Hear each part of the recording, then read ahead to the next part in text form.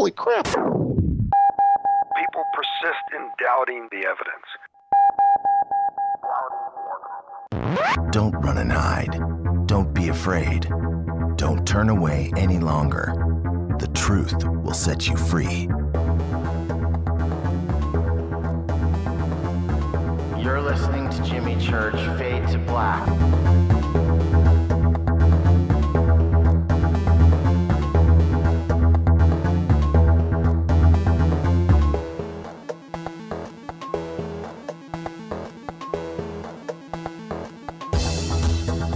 Turning all of our antennas towards Jimmy Church. And now, your host, the captain of conspiracy, the prince of paranormal. This ain't your daddy's radio network show. This is Jimmy Church, Fade to Black.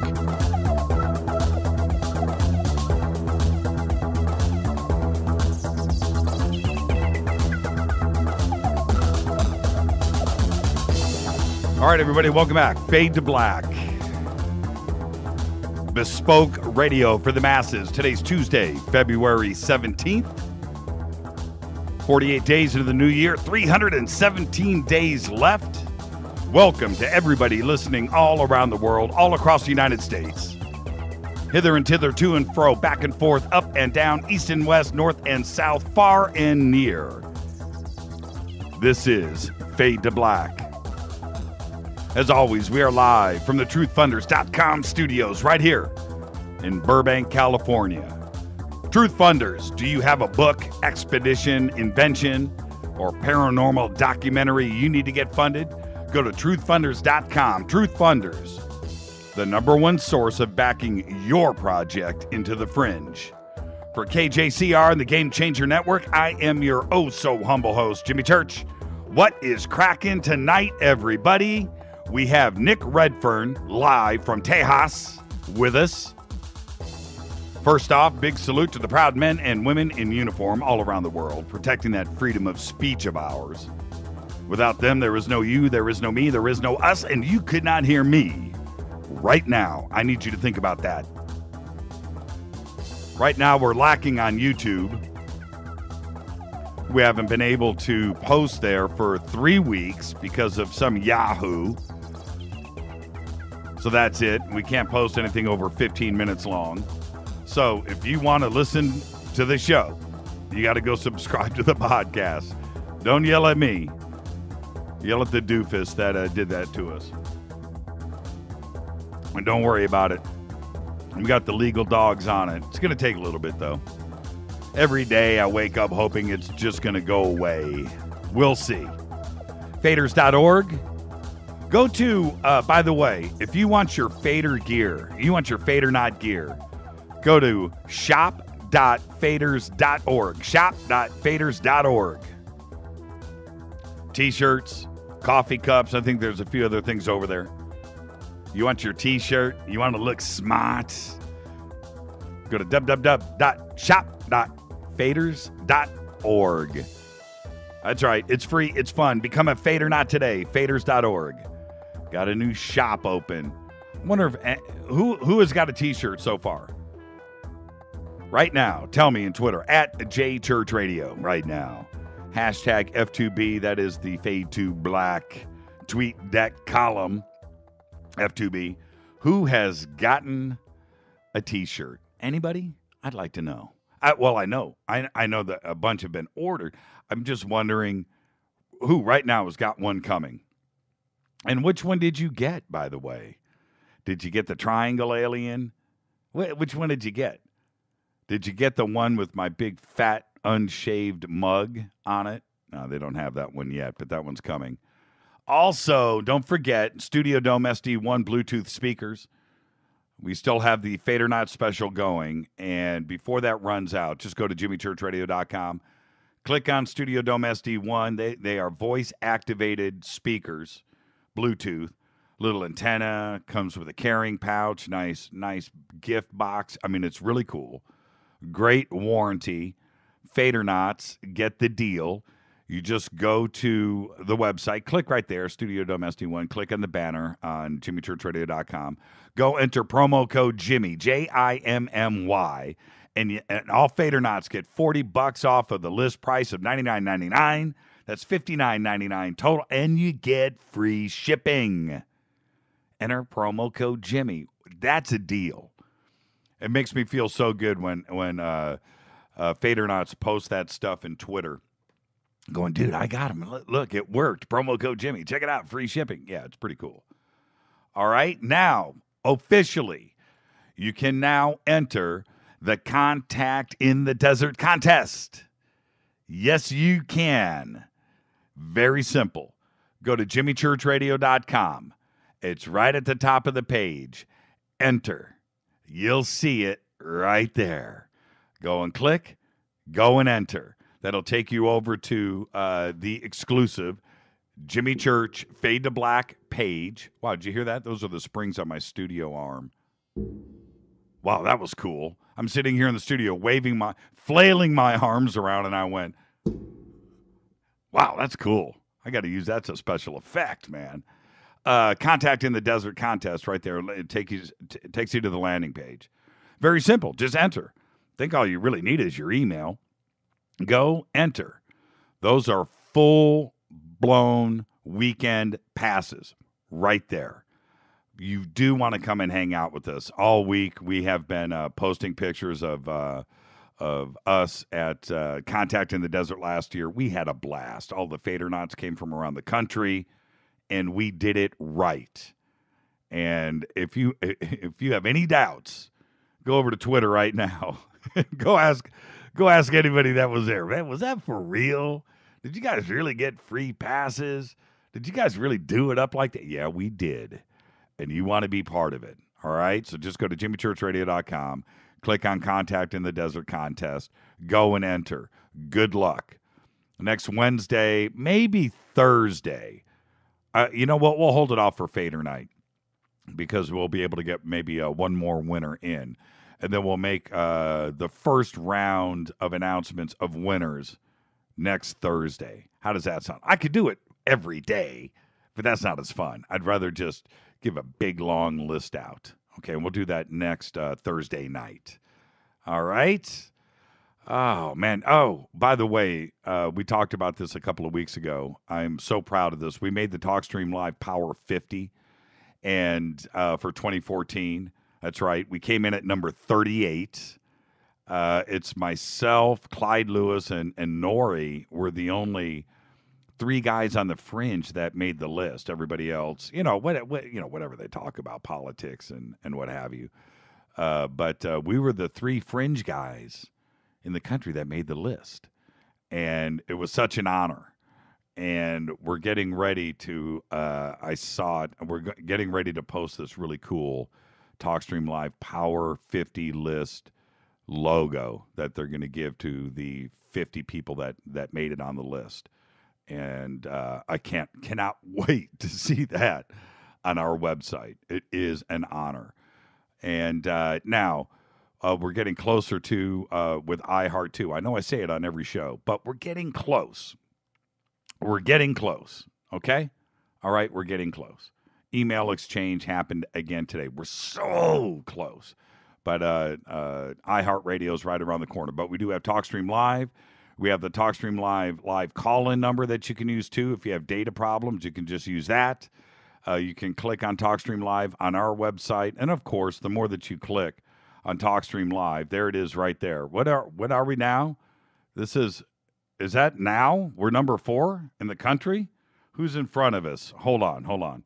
This is the real-time rankings.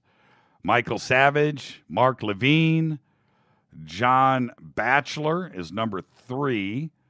And there we are right there. It says Jim Mars Live. And I think we need to pull that down. But pretty cool, huh? And so who's behind it? Sean Hannity, Jerry Doyle, Alex Jones. You got to love that. Number 4 right now. Okay. So, yeah, and the more, it depends on how you want to listen to the show. Tune in, Spreaker, TalkStream Live, the TalkStream Live call-in number If you're over at jimmychurchradio.com right now, just go down, click on TalkStream Live, click on the TSL. Helps us in the rankings, man. And we just go right up the charts. Okay, where am I? Man, I got some good coffee tonight, too, by the way. Tonight's coffee, bean and tea leaf, organic French roast. Good stuff. Tonight on the show, Nick Redfern will be joining us live from Texas. Of course, we will open up the phone lines later on tonight. Tomorrow, Story Musgrave, a real live astronaut, will be right here on Fade to Black. Excited about that, too, as well. And his outlook on life is extraordinary, singular, and not too many people. I don't know how many astronauts there are. Somebody right now on Twitter, somebody post in Twitter at JChurch Radio, post it right now. How many astronauts have there been and are there today? How many astronauts have gone up? Apollo, Gemini, Mercury, Space Shuttle. How many total? How many? How many is that? It's not much. It can't be. It's a very unique situation. Tomorrow night, Story Musgrave will be with us. I can't wait to pick his brain. Somebody on Twitter is going to pop that number up in a second, and it's small. If you have any questions, comments, any guests that you want to hear on the show, you can email Jimmy at jimmychurchradio.com. You can also go over to jimmychurchradio.com, go to the contact page, and you can shoot me an email there. Everything, including my personal email, everything goes through during the show, goes through the producers here. They read it first. If it's good, it makes it in here to me. So make it smart. That's all you got to do. Just make it smart, make it good, and I'll read it. And if you're lucky, I just might write back. All right. Any questions tonight for Nick Redfern or myself? I've already got a few stacked up via email that came in today. Jimmy at jimmychurchradio.com. You can also go to the tweet deck page, hashtag F2BQ. All right. I think on the listen page at jimmychurchradio.com, by the way, Twitter, TweetDeck is, that feed is going to that page too as well. And also, I got to give a big warm hello, heartfelt hello, thank you to everybody that's over in Spreaker right now, commenting and hanging out over there. Last night with Jim Mars, there were, I think, like over 600, almost 700 comments just in Spreaker alone. Extraordinary. All right, let's get to some email before we get to the first break. Oh, yeah, that's right. Renee just sent this in right before the show. She said, congratulations, Rita and Jimmy, on the milestone of 1 million YouTube views. That's right. As of this morning, I think it's still the same. I think they update at midnight or whatever. We're at 999,210 YouTube views. Insane. Now, all of those views on YouTube are of this show, not of somebody else's videos, nothing we've done, nothing that we've reposted. No, exclusively 100% Fade to Black. That is 1 million views. Now, how many people repeated? Okay, all right. Maybe every other one, maybe 10. So what is it? But the number is probably 100 to 200,000 listeners from around the world. It's extraordinary if you think about it in those terms. Again, thank you, Fadernauts. Thank you to everybody. We won't be posting to YouTube for quite a while, so that's a whole nother story. But with that, let's take our first break. When I come back after the break, that's right, it is the news that you know nothing about. A couple of the stories today were sent in from Fadernauts.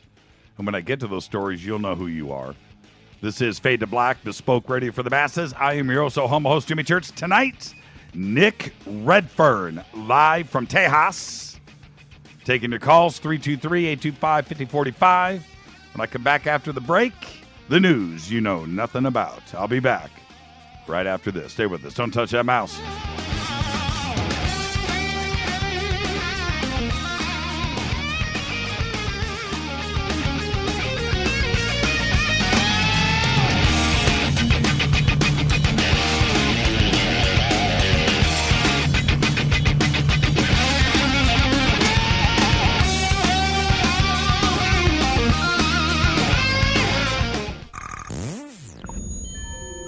You're listening to Jimmy Church, Fade to Black.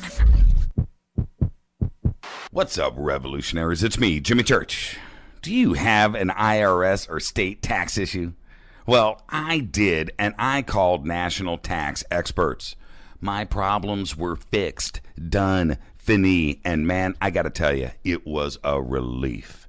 National tax experts are a recognized tax office that services clients in all 50 states. Doesn't matter where you live. Give them a call. I'm telling you, they take the time to understand each and every client's individual financial status as well as their financial goals. And that's exactly what you need, my brother, when you're taking on the evil 3-letter. So, seriously, give them a call today at 1-877-909-5444. Again, 1-877-909-5444. Or go check out their website, www.nattaxexperts.com. That's NATTAXEXPERTS.com. Tell them Jimmy sent you. This is KJCR at JimmyChurchRadio.com.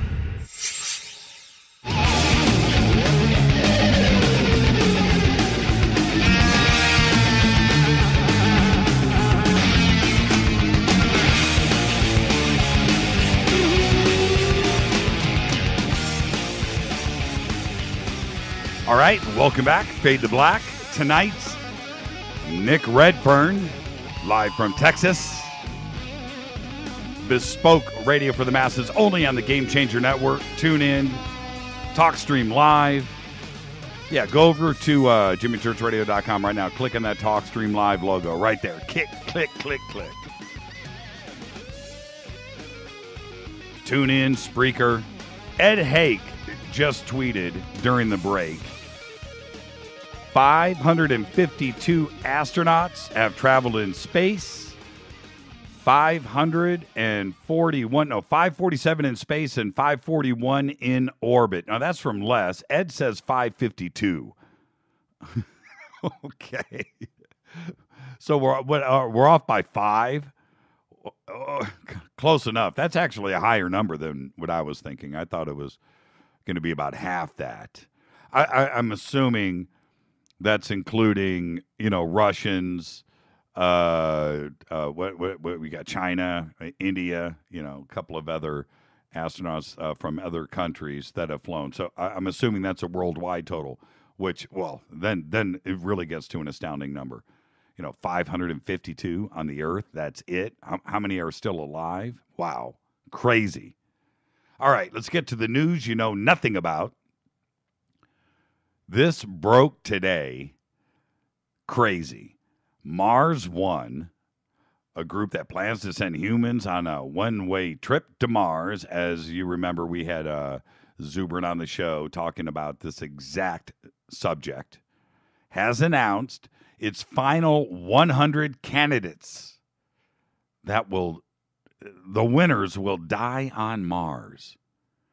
They have been selected from 200,000 applicants and will go on for further testing later this year, which they can expect to include team building exercises and later on full-blown isolation.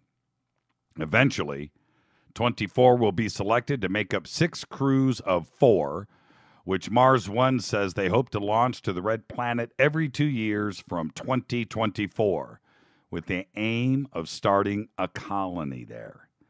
The Dutch nonprofit hopes to use existing technology to carry out the mission. However, the planet has always been a difficult target for exploration, with only around half of all unmanned missions succeeding. The journey itself is expected to take around 7 months. And a recent MIT study found that should the first explorers succeed in landing using current technology, they would likely survive just 68 days. Insane. Would you go to Mars? If they open that, if you could go and apply right now and get accepted, would you go to Mars? Would you go? 68 days. Wow. So no survivors for when the next crew arrives. Disturbing. The state of Utah has just passed legislation to reinstate firing squads as a method of execution.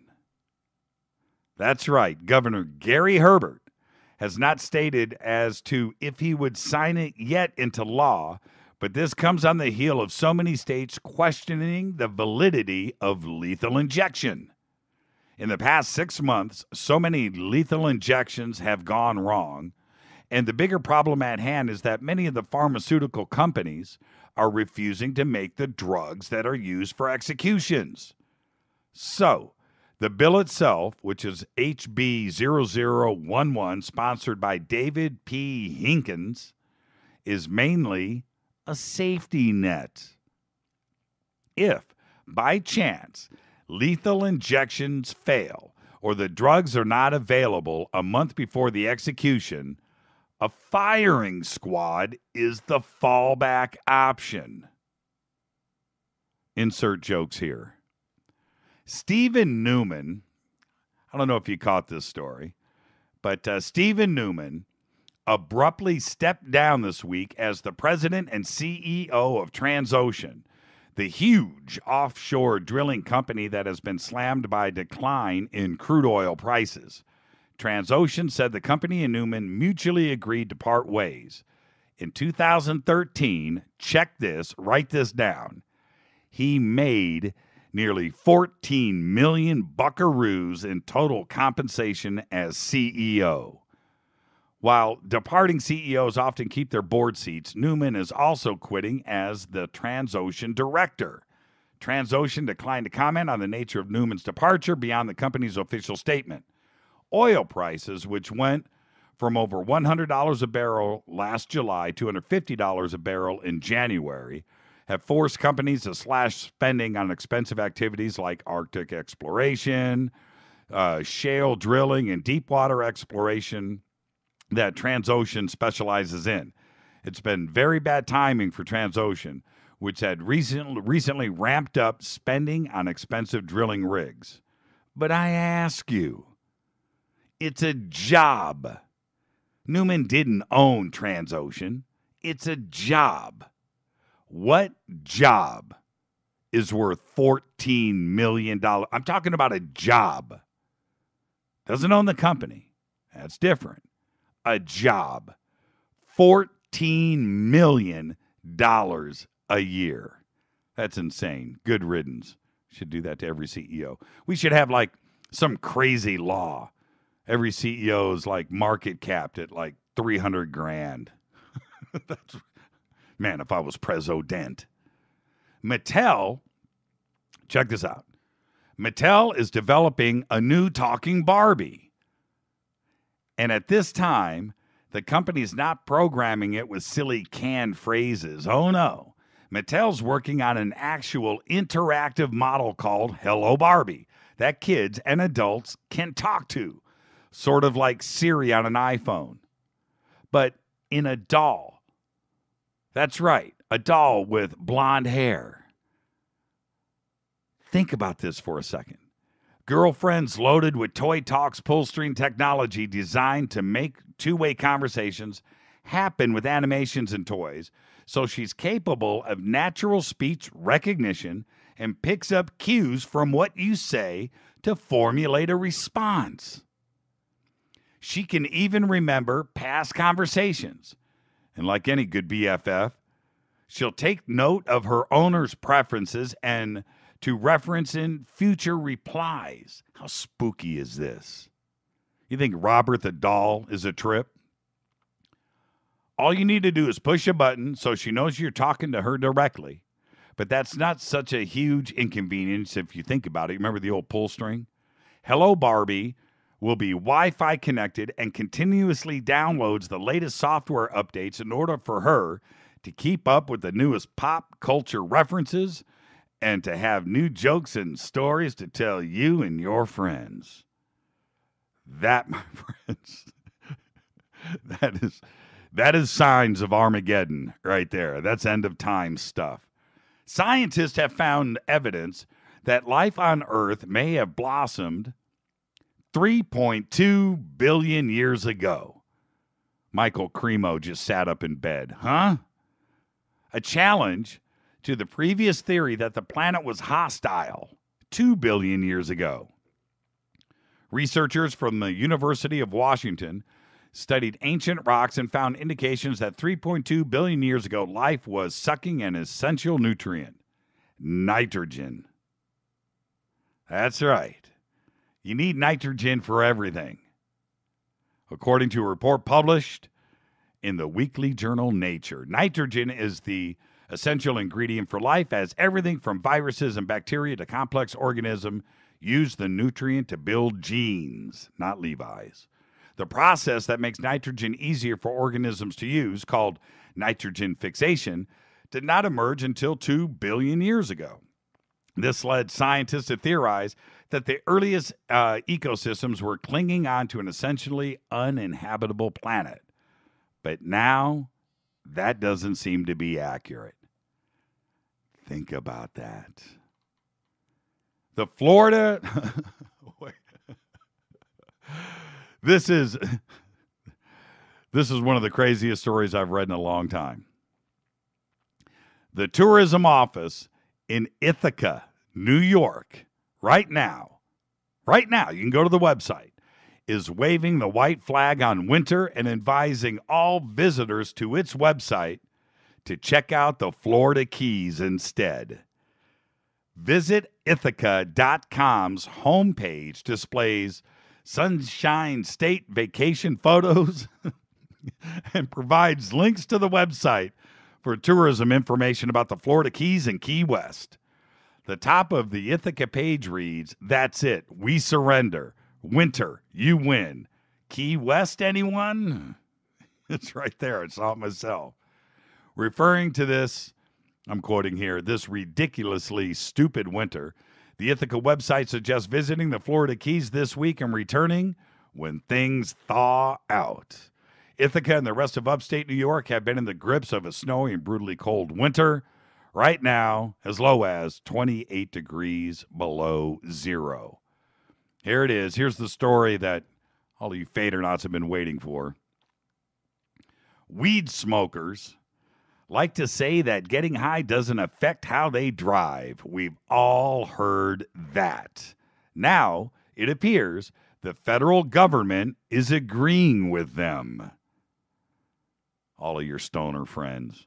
According to a new study commissioned by the National Highway Traffic Safety Administration, that's right, the NHTSA, people who smoke marijuana have a minimally higher risk of crashing than those who stay sober. During a 20-month study of 10,858 drivers in Virginia Beach, researchers working a 24/7 study compared drug and alcohol readings from people involved in crashes against similar people at the same time of day and location who kept their cars intact. The main takeaway, when factoring age, sex, race, there was no significant increased risk of crash involvement due to marijuana use, end quote. Excluding those demographics, the NHTSA said stoners had a 25% higher risk of crashing, but at the same time attributed that increase to a greater representation of younger, predominantly male drivers who were already top spreadsheets for loss, damages, and accidents.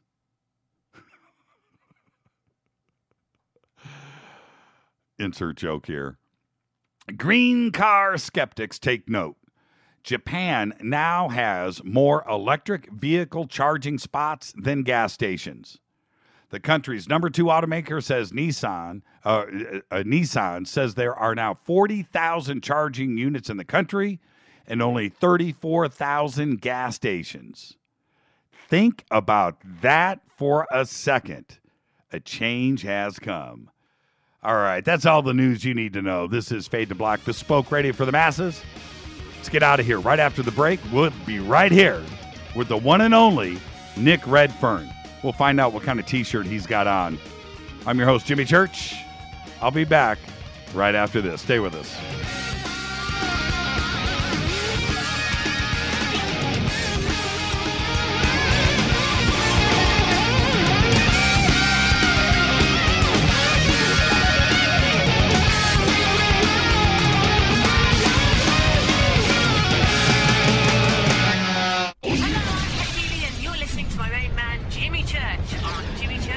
JimmyChurchRadio.com. My name is Nick Dominguez. Hi, I'm Rex Dominguez, and I listen to JimmyChurchRadio.com. Jimmy is your preacher. Amen. This is Toby Kebbell. You're listening to JimmyChurchRadio.com. Don't hurt me, Jimmy.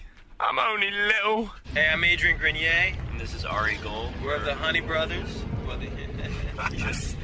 We are of the Honey Brothers. Hey, I'm Adrian Grenier. And I'm Ari Gold. We're the Honey Brothers. And you're listening to Jimmy Church. The Revolution. KJCR. JimmyChurchRadio.com. Despite popular opinion, reading a book will not make you smarter. But listening to Jimmy Church will.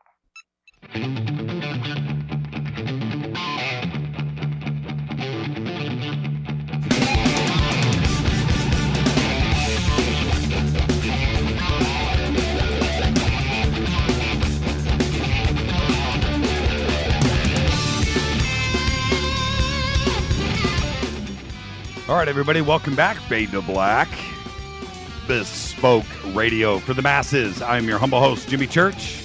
Tonight, Nick Redfern. Follow us on Twitter at JChurchRadio. Everybody say hi to Nick, by the way, if you haven't done it yet. I don't think Nick quite understands how many tweets fly by in one Fade to Black broadcast. But let's show Nick tonight how it's done. I think it's at Nick Redfern UFO. That's what you want to do. Everybody say hi to Nick. Follow us on Twitter at JChurchRadio. Shoot me an email to Jimmy@JimmyChurchRadio.com. If you have any questions for myself or Mr. Redfern, you can hashtag F2BQ. That's Fade to Black Questions, F2BQ, and it lands right here in the studio to my left. I will see it. All right, let's get this cracking. I'm so fired up.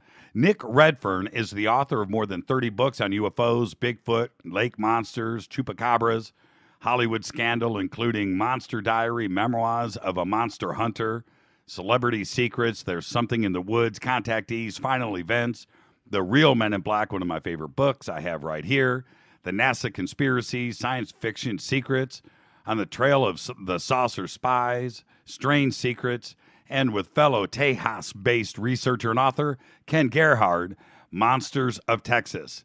Nick has appeared on more than 70 TV shows, including Fox News, BBC's Out of This World, Sci-Fi Channel's Proof Positive, the History Channel's Monster Quest, America's Book of Secrets, Ancient Aliens and UFO Hunters, and the National Geographic Channel's Paranatural, and MSNBC's Countdown with Keith Olbermann. His latest book is Close Encounters of the Fatal Kind. I'd like to welcome back to the program our good friend, Nick Redfern. Nick, how are you tonight, sir? Hey, Jimmy. I'm doing good, thanks. How's it going? It's a beautiful night. So is it, Nick, really quick, let's fire up Twitter. Is it at Nick Redfern UFO? Is that you? Yeah, Nick Redfern UFO. That's correct, yeah. Simple enough. I think the Fadernauts can figure that out. I don't know. Yeah, I don't think I've got any imposters pretending to me, but if you search me and it comes up as Nick Redfern UFO, that's the right one. Well, we're going to burn through, every night we burn through, 2, 3, 4, 5,000 tweets a night. What? So just be prepared for that, okay? Okay. All right.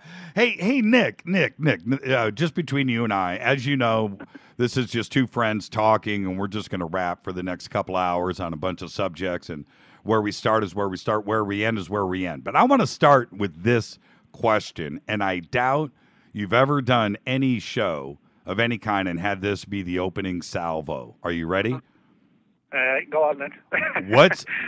What T-shirt are you wearing right now? Oh, it's funny you should say that. No, I actually never have been asked that question at all. I'm actually wearing a Social Distortion T-shirt. It's one of their favourite bands. I knew it. All right, now let's stay on this. I got hundreds of band T-shirts, I know. The Exploited and the Ramones and anything punkish and loud. Yeah. Tonight's Social Distortion. Yeah, Social Distortion is amazing. Okay, couple of questions on that. Let's talk music for a little bit before we get going. Who's your favorite punk band out of the UK? Oh, out of the UK would be the Sex Pistols. Ah, there you go. That's why you and I are on the same page. I say it all the time. I go the Sex Pistols, and people want to fight me on that. I'm like, man, have you not heard Welcome? Have you not heard that album from beginning to end? It's as good as anything that's ever been made in the history of rock and roll. It's really good. Well, punk music was what really got me into music, because when I was sort of hit my teens as punk kicked off, and that was sort of late 70s, and so that got me interested. That's what the music I listened to. It just sort of caught my attention. I just loved the sort of the sound and the speed and the rebelliousness and everything else. Did you ever get to see him live? No, I actually didn't. I was only like 11 when they split up, even, never mind when they started. But I did, I used to go and see all the other ones that are still around. Like every time the Ramones toured England, I always used to go and see them. They're my all-time favourite band. And so I'd always go and see them, and, anything that was sort of that kind of music, I used to, just go and see them, follow them, get all the records. And when I finished school, actually, I wasn't that good of a student at school, put it that way. And when I finished school, I began working on a magazine in England called Zero, and it was basically like a what's on entertainment, fashion, music guide for teenagers and people in the 20s and etc.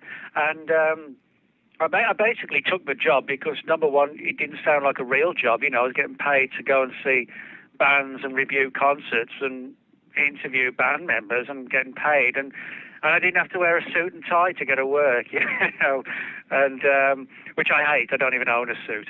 And so that's what got me interested in journalism. And so I combined sort of the passion for music and to get me into that industry. And then I thought after a while, why not try and combine the background in journalism with paranormal stuff? So that's what I did. But I still do a lot of regular journalism and quite a bit of music stuff right now for magazines and newspapers and things like that. So people think I just write books. I don't. Writing the books is probably maybe 40% of the writing I do, and I do all sorts. I'm actually a feature writer for Penthouse, which surprises a lot of people.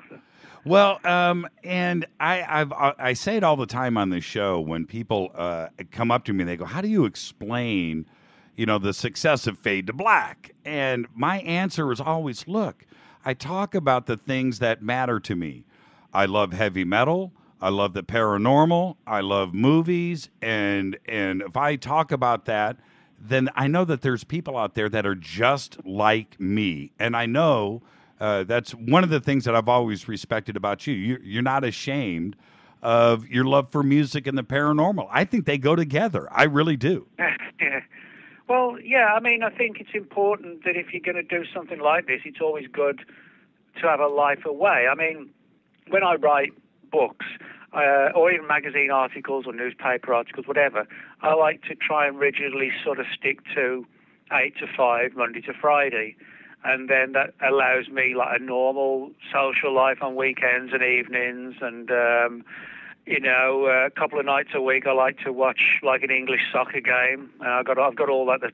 I've got 5 or 6 sort of soccer channels on the subscription channel. So I watch a lot of that. Then, weekends he's off to Dallas to, see a band or hang out with a groupie or whatever.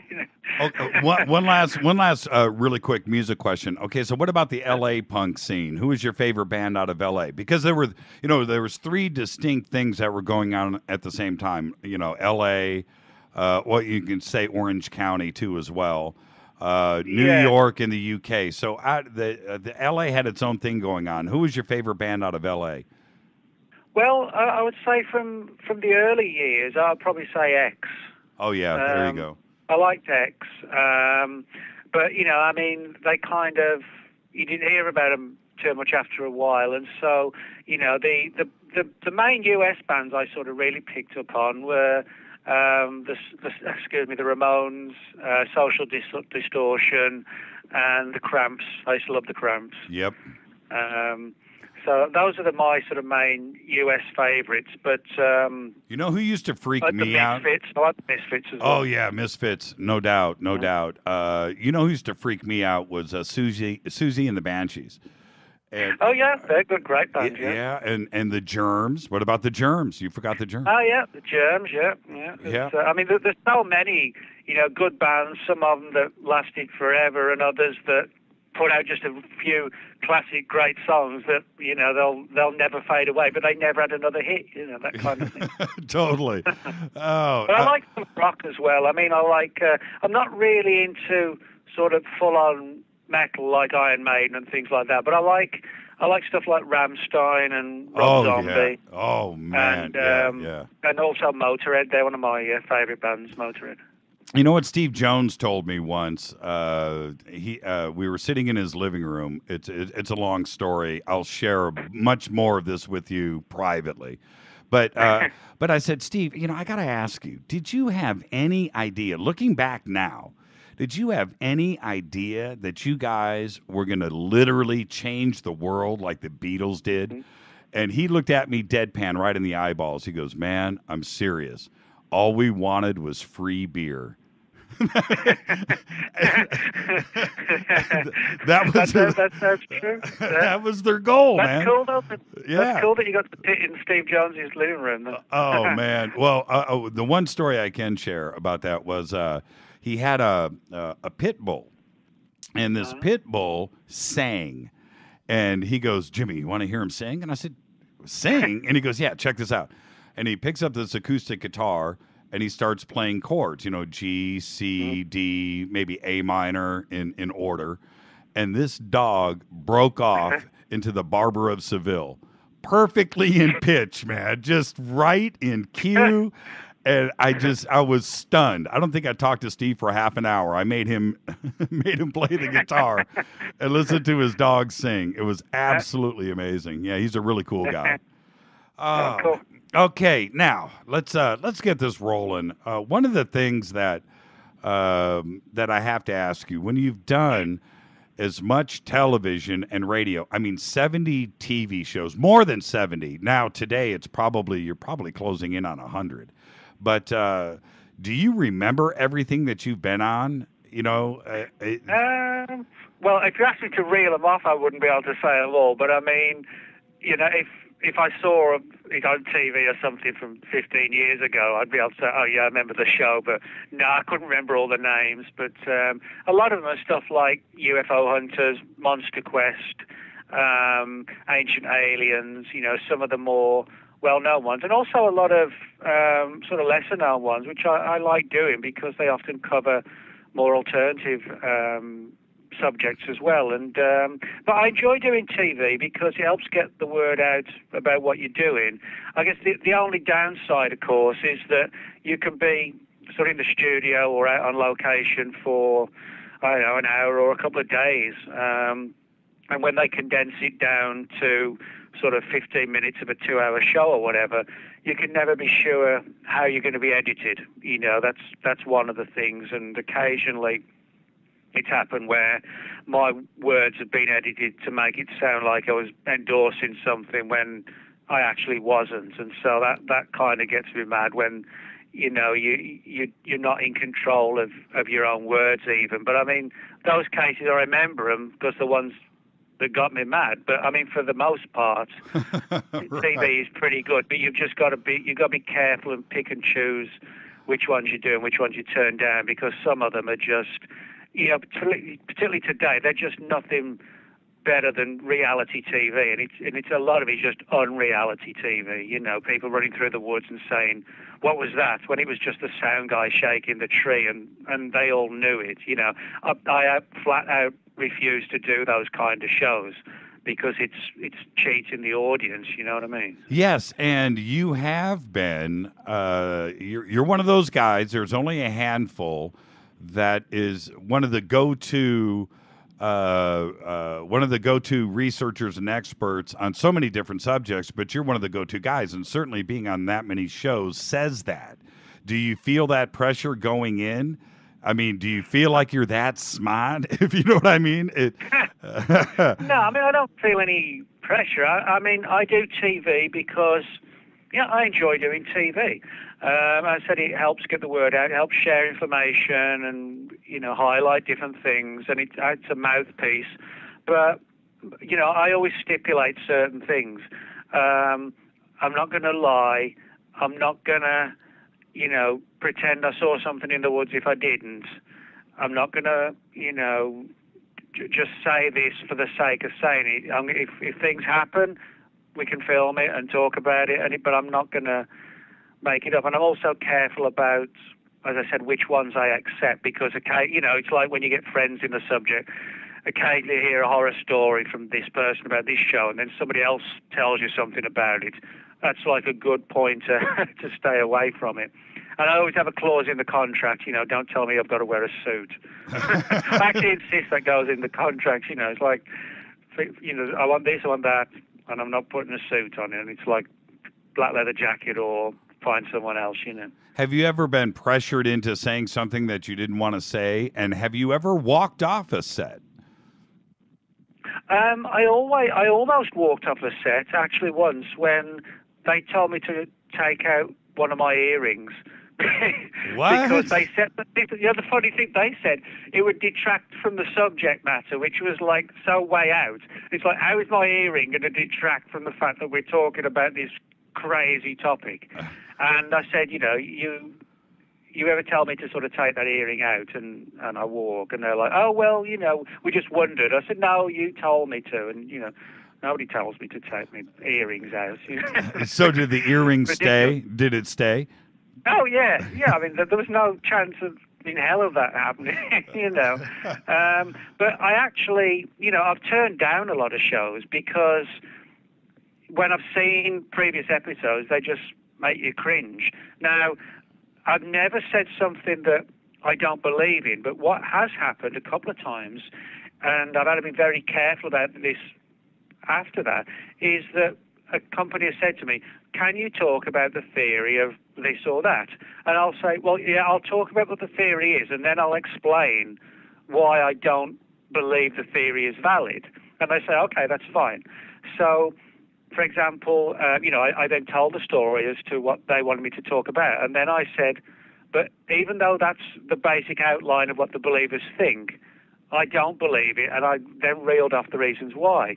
But when it came to the final production, they left out all the stuff as to where I qualified by saying, that's the story, but I don't believe it, here's why. So they had me telling the story looking like I was endorsing it, because they deliberately left all the stuff out that was saying that, where I was saying, I actually don't think it's real, but this is what the believers think, So that was like an underhanded way of trying to get me to say things or to make it look like I was saying things that I actually wasn't. Yeah, I don't get it. Why? I know it's all about ratings, and they want everything to be so sensational. I get that. But you can still get all of what you need out of it with also still being honest at the same point. I really don't get that. They've done that to me, and it is so frustrating. When I use words like integrity and proof and evidence, it's like they don't want to hear that. They don't want to hear that coming from you. They want the sensational side only. Yeah. And when you just try to be fair and balanced with it. God, I can't believe I just said that. But when you try to be fair and balanced with it, that's the exact opposite of what they think people want to hear. And I think they're dead wrong.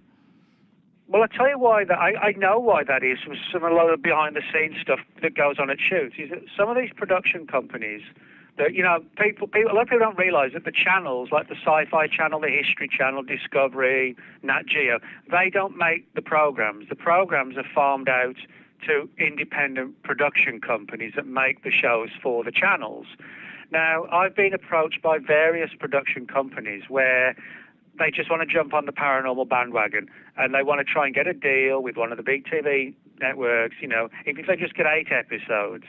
And so they've got to crank these 8 out quickly. So they haven't got time to find, from their perspective, they haven't got time to find all the witnesses and travel to all the places. So I actually had one who once said, well, we haven't got time to fly you to, one particular location in Wisconsin or whatever. But have you got like a large area of woodland close to where you live, and we can pretend it's actually Wisconsin? Oh man. That just gets to a ridiculous level. So I would just say no. And then when they've done that 8 episodes on their paranormal show, then they make a cooking series for 8 episodes, or whatever.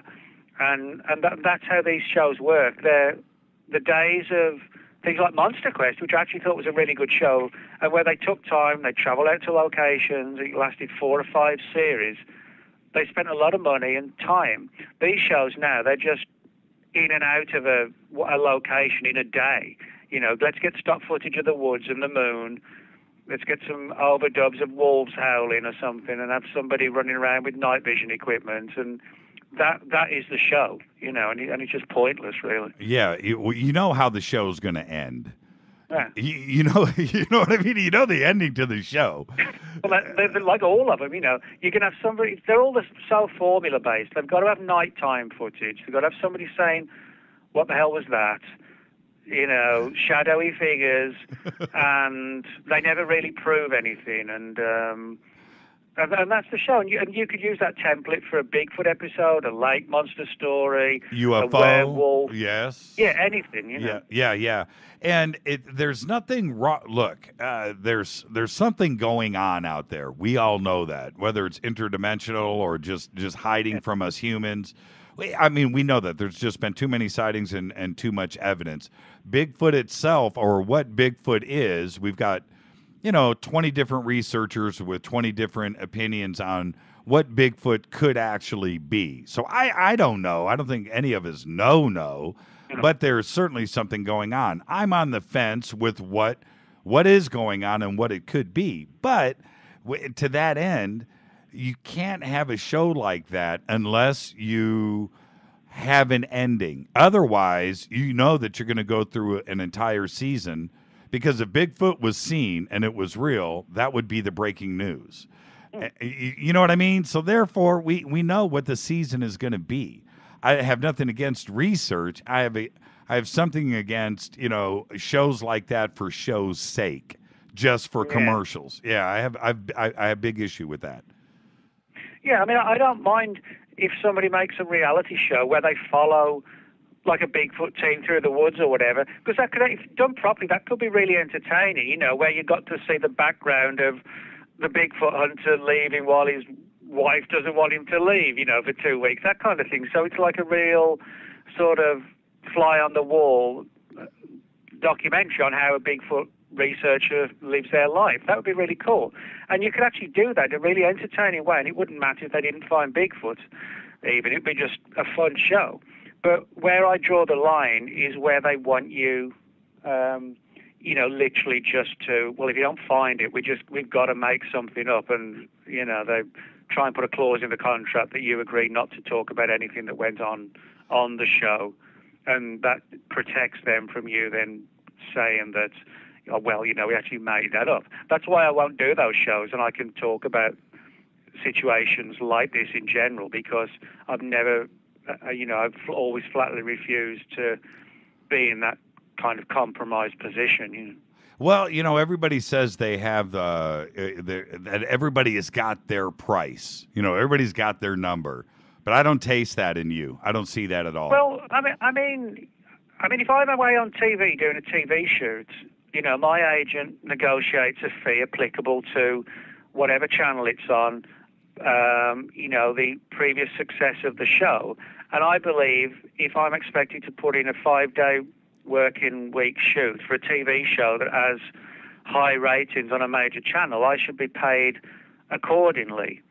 But I'm not the sort of person who is going to do that at the expense of, lying awake at night thinking, why did I do that? And that kind of thing. I don't need to go down that path. I would much rather, rely on, or do, not rely, but do what I do, which is write books, do TV stuff, radio, magazine articles, rather than go on a TV shoot for 12 episodes where I'm told basically you're going to have to lie because we've got no evidence. You know, I just won't do that. You know, it's just not worth it. It's just you know, for your own self, being able to sleep at night, it's just not worth it. You know. One of the things that I do every night is I go and I read your blog. I do. I'll either go to Unexplained Mysteries or I go to your blog page, and I do it. I enjoy your writing style. You know, I've got a few of your books here. I don't have them all, but I've got a few of your books, and it's just a really unique way of writing. It's like everyman style of writing. How did you develop this style? Did you? Well, I usually have two ways of writing books and articles. I mean, cryptozoology, which is the study of unknown animals like Bigfoot and the Loch Ness Monster, a lot of the work I do in that field is done sort of on the road, on expeditions and trekking around the woods. So I tend to write those books and articles in the way that the expedition happened, you know, kind of, it was a dark and stormy night and I jumped in the car and hit the accelerator, turned the CD player on and hit the road in search of Bigfoot. That's how I write the books, like road trip style, you know, like an atmospheric, hopefully entertaining style. Then more with the UFO stuff, I try and keep it to the facts, but keep it entertaining. And I think you kind of learn all that as you go along as a writer. You know, you sort of look, and I think subconsciously you're also influenced by your own favourite writers as well. I mean, some of my favourite writers were people who had nothing to do with the paranormal, but I liked their writing style, like that road trip style, and that's obviously had an effect on me. And that would include people like Jack Kerouac and Hunter S. Thompson and Charles Bukowski and people like that. And that's how I write a lot of my books, not because consciously or deliberately copied anyone, but I like that first-person style of, you know, running around the woods and meeting mysterious characters and then put it all out in a book, in a diary format. I think people like that. They can become part of the story. And I think when you're just writing factual stuff with names, dates, and places, it's not enough just to say, you know, on the 10th of June, 1956, ABC happened. You've got to keep it entertaining for the reader as well. You know, you can have a great story, but if it reads as dull as dishwater, it's going to put people off. So you've got to develop your own style and try and stick to it, and you know, hopefully over time improve on it and develop. And that's what I try and do. I try and put myself in a position of, well, how would I like to read it? And so, you know, I try and keep that in mind. I'd give my right arm to go back in time and hang out one day with Hunter S. Thompson. Yeah, that would have been cool. With a loaded weapon too. Okay, let's turn to some current events right now. And you and I were talking about this earlier today. It was a pretty crazy week for ufology. We don't have this kind of stuff to talk about too often at the same time. And you wrote an excellent piece, spying on the Roswell Slides, which I've now read twice, by the way. I went back, I read it when it was first posted, and I went back and actually read it a second time last night. It was really well done. But we've got a problem here. We've got a situation in front of us with this. And the situation is very simple. Are we going down the alien autopsy path? Or is this actually the biggest news in the history of the world? It's one or the other. There is no gray area here. You know, there's no way to split the difference. We're going to go either way with this. What do you think? Where do you think? Well, do you have a crystal ball here? Well, I wish I did, you know, but what I can say for sure, I mean, I first heard sort of whispers of the Roswell Slides, so-called Roswell Slides, somewhere in the region of about 2 years ago, something like that. It was quite a while back now. I think it may have actually been a bit longer than that. That was before any of the names of the players who play, you know, the people who supposedly took the pictures, this elderly couple back in the 40s.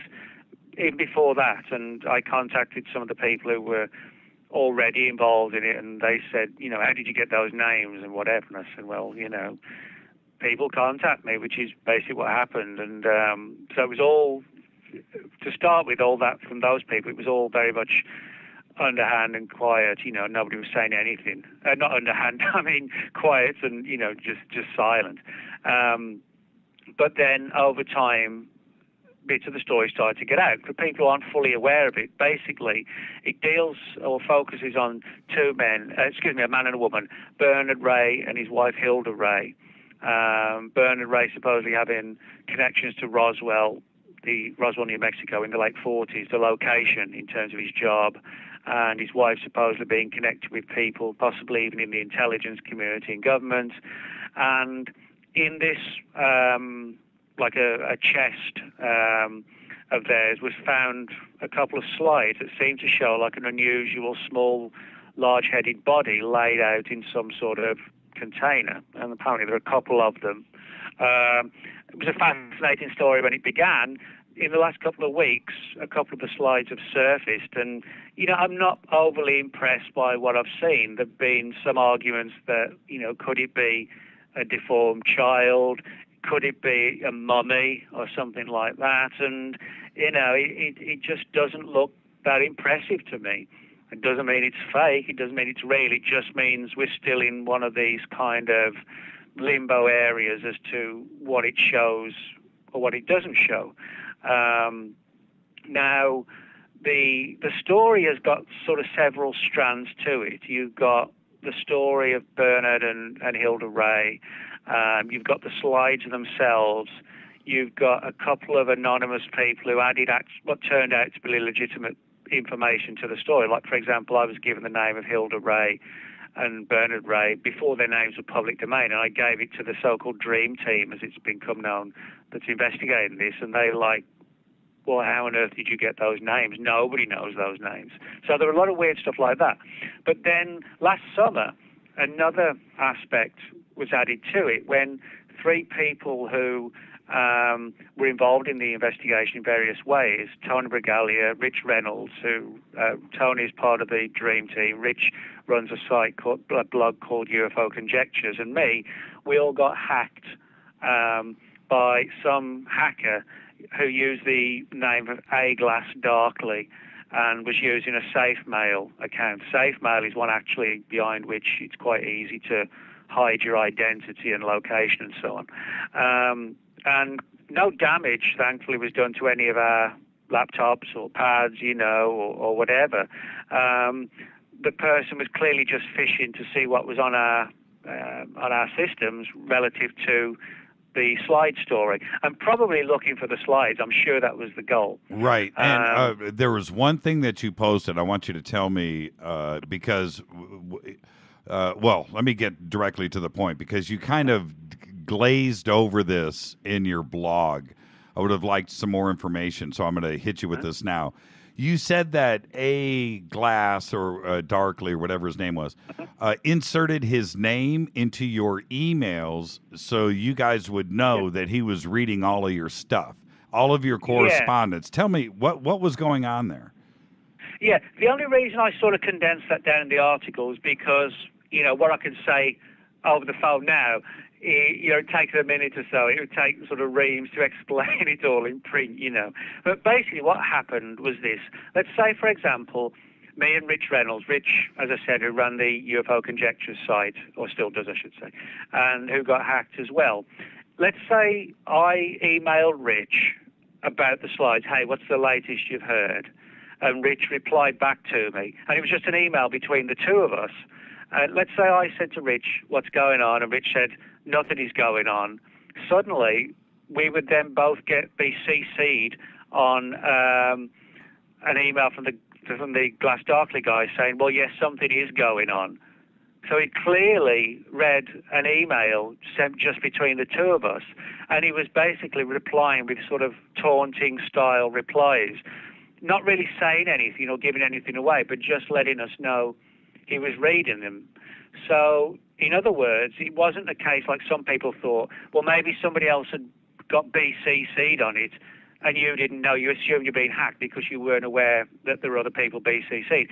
That wasn't the case. It was often just the two of us talking, and the hacker would sometimes actually reply, like say if I email Rich, the hacker would sometimes reply to Rich's email, and Rich's email address would be CC'd, or he would just write his own original email, but still commenting on the things in the email that me and Richard shared with each other.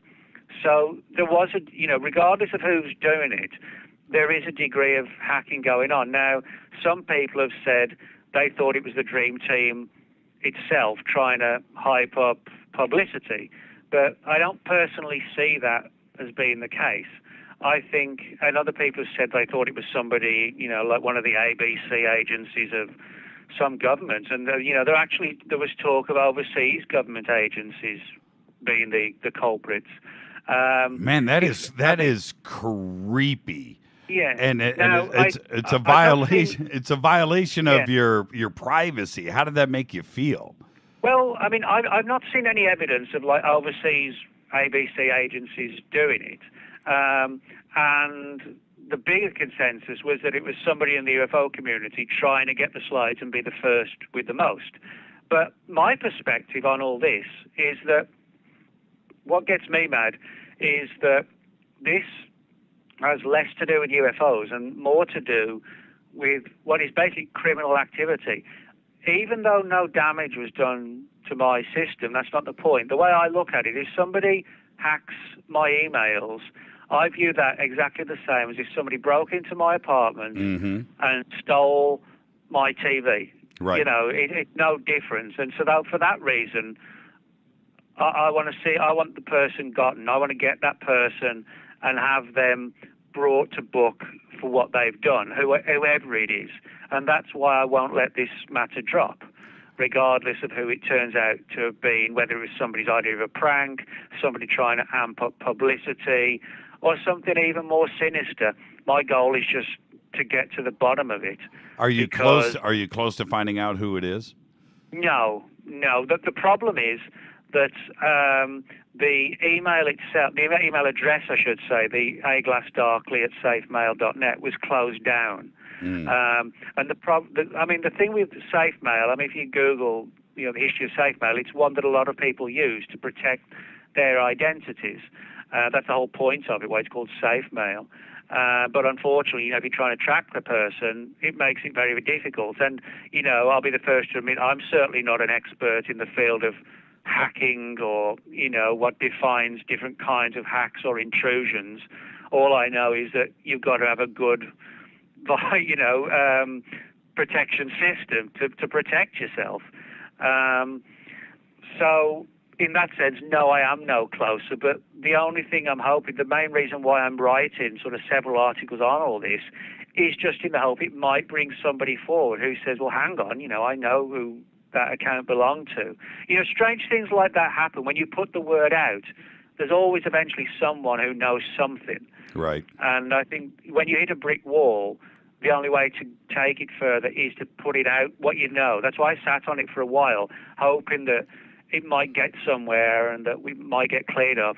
Because this was last summer, this was like July or August, I think it was, something like that.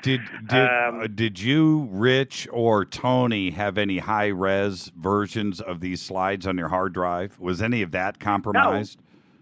No, nobody had pictures, no. I actually didn't even, neither me nor, I'm not sure with Tony, but neither me nor Rich had any idea of what the pictures looked like. We've been told what they looked like, but neither of us saw the pictures until they surfaced like 2 weeks ago when everybody else saw them. Right. I've never, ever had pictures of them on my pad, laptop or anything. The first time I saw them was when they appeared online, and it was just like this little weird body inside a glass case. And I thought, well, that's not particularly impressive after all. Is that what we waited on? Right. Well, what about Tom Carey or Don Schmidt? Did A-Glass Darkly compromise those guys? I'm honestly not sure. I have heard sort of rumors and stuff about other people's systems being compromised in various ways, but I'm not sure of the full extent to that. All I know for sure is the situation that me and Rich particularly were in, where we would get the sort of taunting messages. They were, as I said, they weren't sharing information. They were being very sort of careful with what they said, and it, to me at least, it came across more totally just about, hey, just wanted to let you know you're being watched. That's how it came across. Right. There was no point to it. I think the point originally may well have been to try and see if anything was on anybody's systems. Which, right. The reason there was nothing on my system because nobody ever showed me the slides or sent them to me. Hey, saw them. you had your illegal downloads of DRI. Okay, so maybe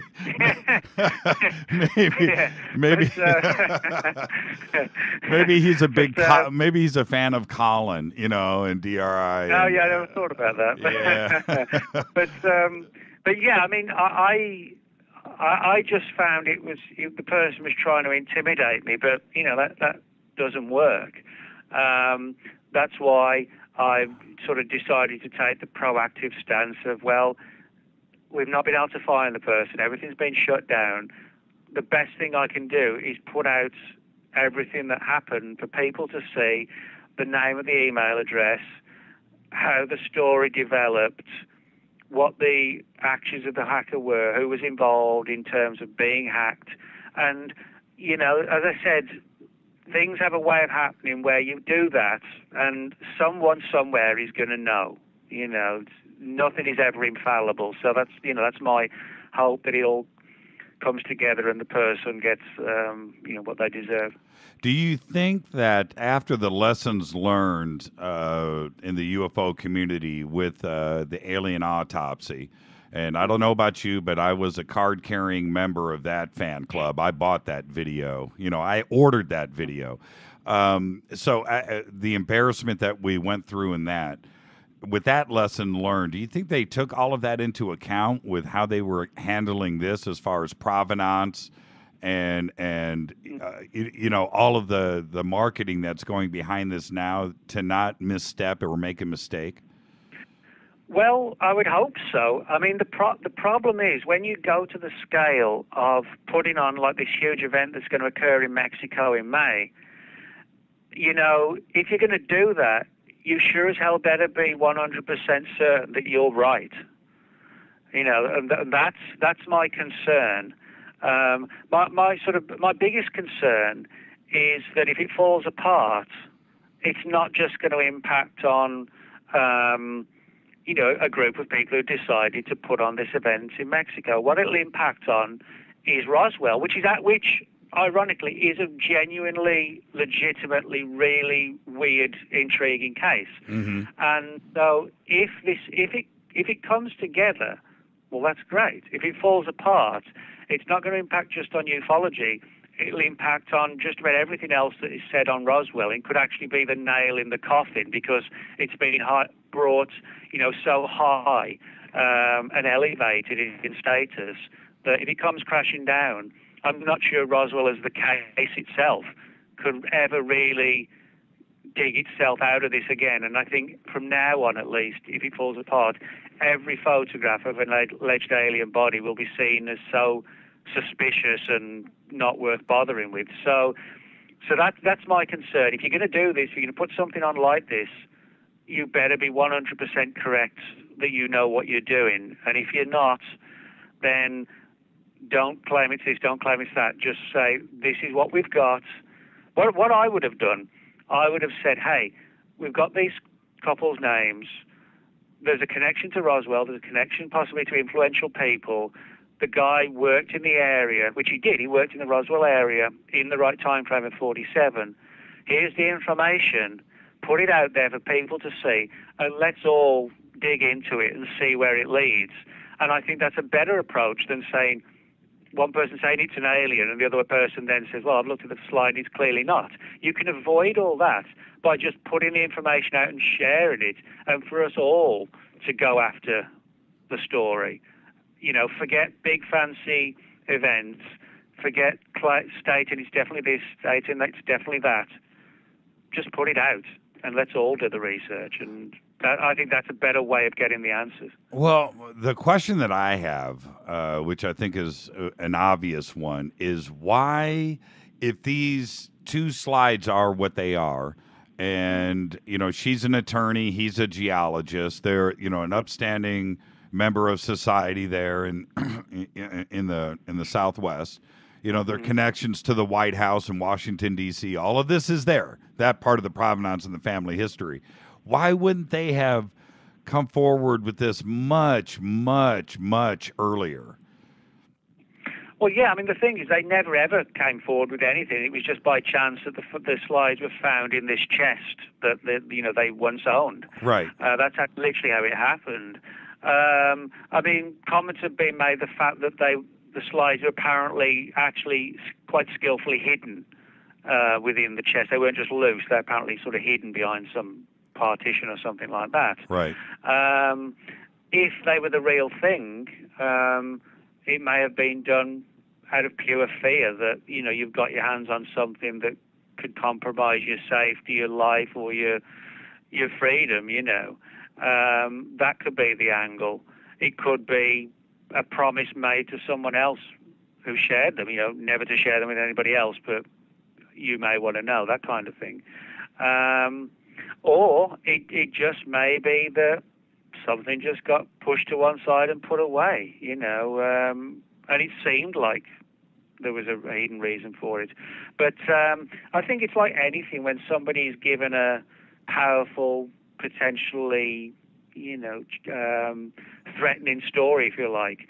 Some people react in different ways. I mean, you know, if you looked at the whole thing, like with the NSA and Edward Snowden, he found all this sort of stuff out, ran to the press, and the entire world knew, you know, the scale of what the NSA does. Somebody else who found that all that information might have ended up sort of quaking in the boots and went home from work, ashen-faced, and said to his wife, "Oh my God, you're not going to believe what I found out. I'm telling you, but we can never let anybody else know." You know, that's sort of two extremes. So I think, and it could be like a similar thing with that when people say, why didn't they say anything? You know, I think a lot of it is down to the character of the person as to how they react in like a stressful, unanticipated situation like that. Right. And part of I totally agree with that. And part of the problem as the alien autopsy just completely fell apart, there were a few elements there that caused it to fall apart and for everybody to investigate and pick it apart. One of them was, you know, the footage itself and the piece of film and the footage before and after that little snippet and so forth. I just hope that everybody involved here has that smoking gun part of this. In other words, they have the footage before and after the other pictures on the roll of film before and after the slide to show the dating of it. This is how it went together. This we have all of this evidence to back this up. Not just the slides itself saying, you know, with researchers talking about emulsion and it could have been developed here. I don't need that. I don't want that. I want the obvious stuff that we're all going to ask for. Yeah. Where's the rest of the film? Where's the rest of this? You have a whole box full of stuff. Where's everything else that goes along with this? It just can't be the two slides to be the evidence. Yeah, and I think these are the important little things that often can make or break a story. You know, it's sort of like not seeing the woods for the trees sort of thing, you know, that kind of situation. It's that when somebody gives you a story or they present evidence, you're right that, I mean, what was the previous picture on the slide? Excuse me, on the reel of film or whatever. It's kind of like if somebody shows you a really good picture of a UFO, and, you know, obviously sort of pre-digital camera era, if you got the reel of negatives, you might find that the four previous shots were of the person trying to get the shot right, you know, but it kept showing up a piece of string or cotton, you know, and it's only the final fifth attempt. So things like that are important because little snippets of data can actually sort of make or break a case. And also, I found when people are faking things, if there's sort of one alteration in the claims, you know, oh, I said this because originally, but then I changed it because I wanted to protect a source.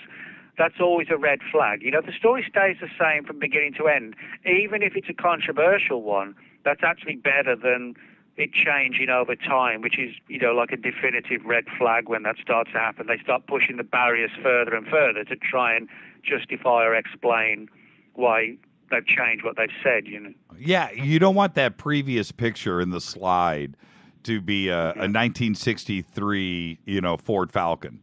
That's not what exactly. You don't want that. No. You want that previous picture to be a 1946 Dodge. You know, that's and that will help the provenance of it. And that's my point. You know, is it are there other shots of the creature? Of the ET, or is it those standalone? But I just want to see it in order. You know, frame 40 or 21, 22, 23, 24. Aha, here we are, 25, 26. And everything looks dated and correct and matches. And so, because, look, it's so simple, Nick, and you know this, that when you're telling the truth is in the details. And the details are easy to produce because it's the truth. Once you get outside of the truth, then you start to have excuses. And that's all we got with the alien autopsy. It was one excuse after another. Yeah, it was like the story kept changing. But I mean, in saying that, I'm certainly not endorsing the alien autopsy film because I don't believe it's genuine. But there are actually some genuinely weird aspects to it. For example, I don't know if you know this, but when questions were first asked about the film, you know, the people behind the film, there's no doubt that, like, for example, the footage, it shows a genuine US 1940s era clock. And it also shows genuine medical equipment. You know, the people behind it could not give the names of the companies where they claimed, you know, that they bought the clock from special effects companies or historical companies that, you know, provide historical items. Right. They couldn't provide any of that information. And this has led to a theory that even though the footage isn't real, that the actual we might still have the real story of its origins, which in itself is kind of intriguing. Because I mean, you think about it, it wouldn't occur to a lot of people to ask, well, where did you, if this filmed in London, where did you get a 1940s era American clock from? You know, it's not the easiest thing to do. You know, it's like if you wanted to fake something tomorrow, not of course that you would, but if you did, you needed to get a specific British clock from a British clockmaker that, you know, was around from 41 to 53. How would you go ahead about doing that? And if you did, you would surely leave a paper trail where the company would remember you, or you could present receipts. None of that happened and didn't happen because it couldn't happen with the alien autopsy film. They weren't able to provide anything like that, which is kind of weird. So I'm not, although I don't think it shows an alien body, I'm not sure that we still have the full story of the origins of the movie and who was behind it and everything. Well, Philip Mantle, when he was on the show, we talked about that for about an hour. And, you know, the thing is, when it comes to the alien autopsy film, and I've said this before, I'll just say it short, in the short version. When I got the video, I had a autopsy party at my house. And, you know, I had 5, 6, 7 friends over. I hadn't seen it yet. And we're all excited, you know, we're all fired up. And I pop it in the VCR, you know, it was before DVDs. I pop it in the VCR and we watch it. And I'm telling you, by the end of it, nobody in that room, including myself, thought that it was real. I mean, it was that's how we felt at the end of it. I think we all felt snowed, and we all had high expectations. But at the end of it, it just didn't quite sit right with us. We were not jumping up and down, I'll tell you that. You know, we weren't. No, I mean, what I would say about the film is that the body is actually done really well. You know, it's got like shadows in the right place. It looks, you know, the muscles seem to work. And I mean, it's, you know, it doesn't look like it was just put together by 3 guys in a London flat, which is basically what the story was. Right. You know, I mean, it looked like a lot of work had gone into it. I mean, if you watch the original alien autopsy show, you know, that dissected the the story, so to speak. They actually interviewed some of the leading people in Hollywood special effects, and they said, you bring that guy to me, he'll be working for me tomorrow. That's how impressed they were. And I'm sure Philip may have told you that there were claims of people who said they saw the footage years earlier. Right. And they were absolutely adamant about that. So again, I wouldn't want people to think that I'm saying that the film's real, because I don't believe at all the film shows an alien autopsy. But I do think there's a possibility. Oh, I just lost Nick. You gotta love it. I'll be back right after this. This is Fade to Black, only on the Game Changer Network. Be right back. Nick Redfern, live from Tejas. This is Fade to Black on the Game Changer Network.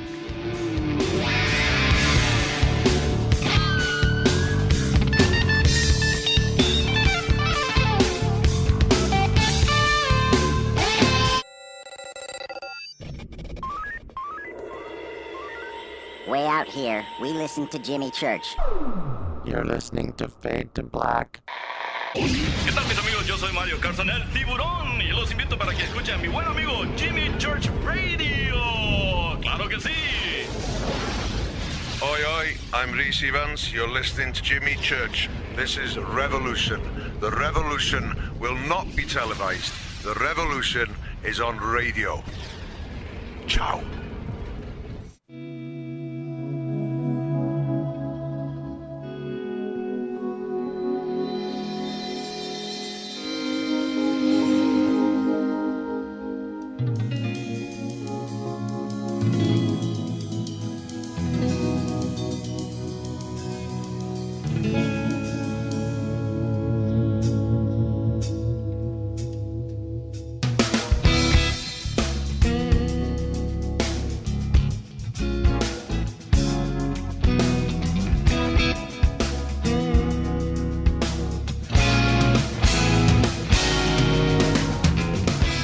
All right, everybody, welcome back. Fade to Black, bespoke radio for the masses. I'm still trying to raise Nick.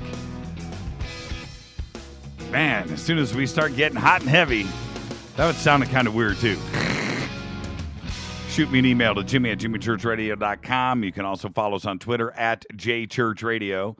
Come on, Nick. We're trying to connect. If I don't pull this up, I will grace the airwaves with some Space Boy until I do get Nick back. Come on, Nick, live from Texas. We were just talking about the alien autopsy footage and, of course, the new Roswell slides that are out there that are purported showing I've heard some descriptions of a headless alien with the head kind of sitting next to the body, a description like that.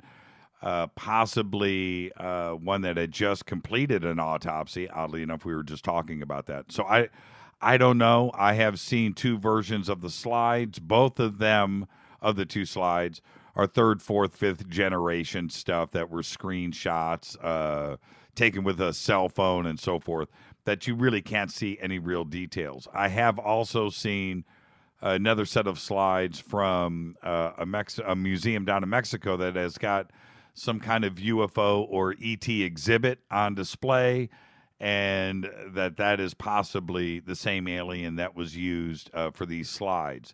I've done my own cursory analysis just with my eyeballs looking at the two, and the ones from the museum down in Mexico, the torso was different in that it's fatter, it sticks out, and so forth. And the in the slides of the Kodachrome slides show a flat torso. It's flat and a little sunken in. It just doesn't look the same to me. Face and head kind of look the same. Feet, legs, arms kind of look very similar, but the torso to me is completely different. So with that, I'm still having a hard time here raising Nick. So let's do this. Let's play Space Boys Yo. And while you guys are listening to this, I will raise Nick Redfern. This is Space Boy Yo. I'll be back right after this.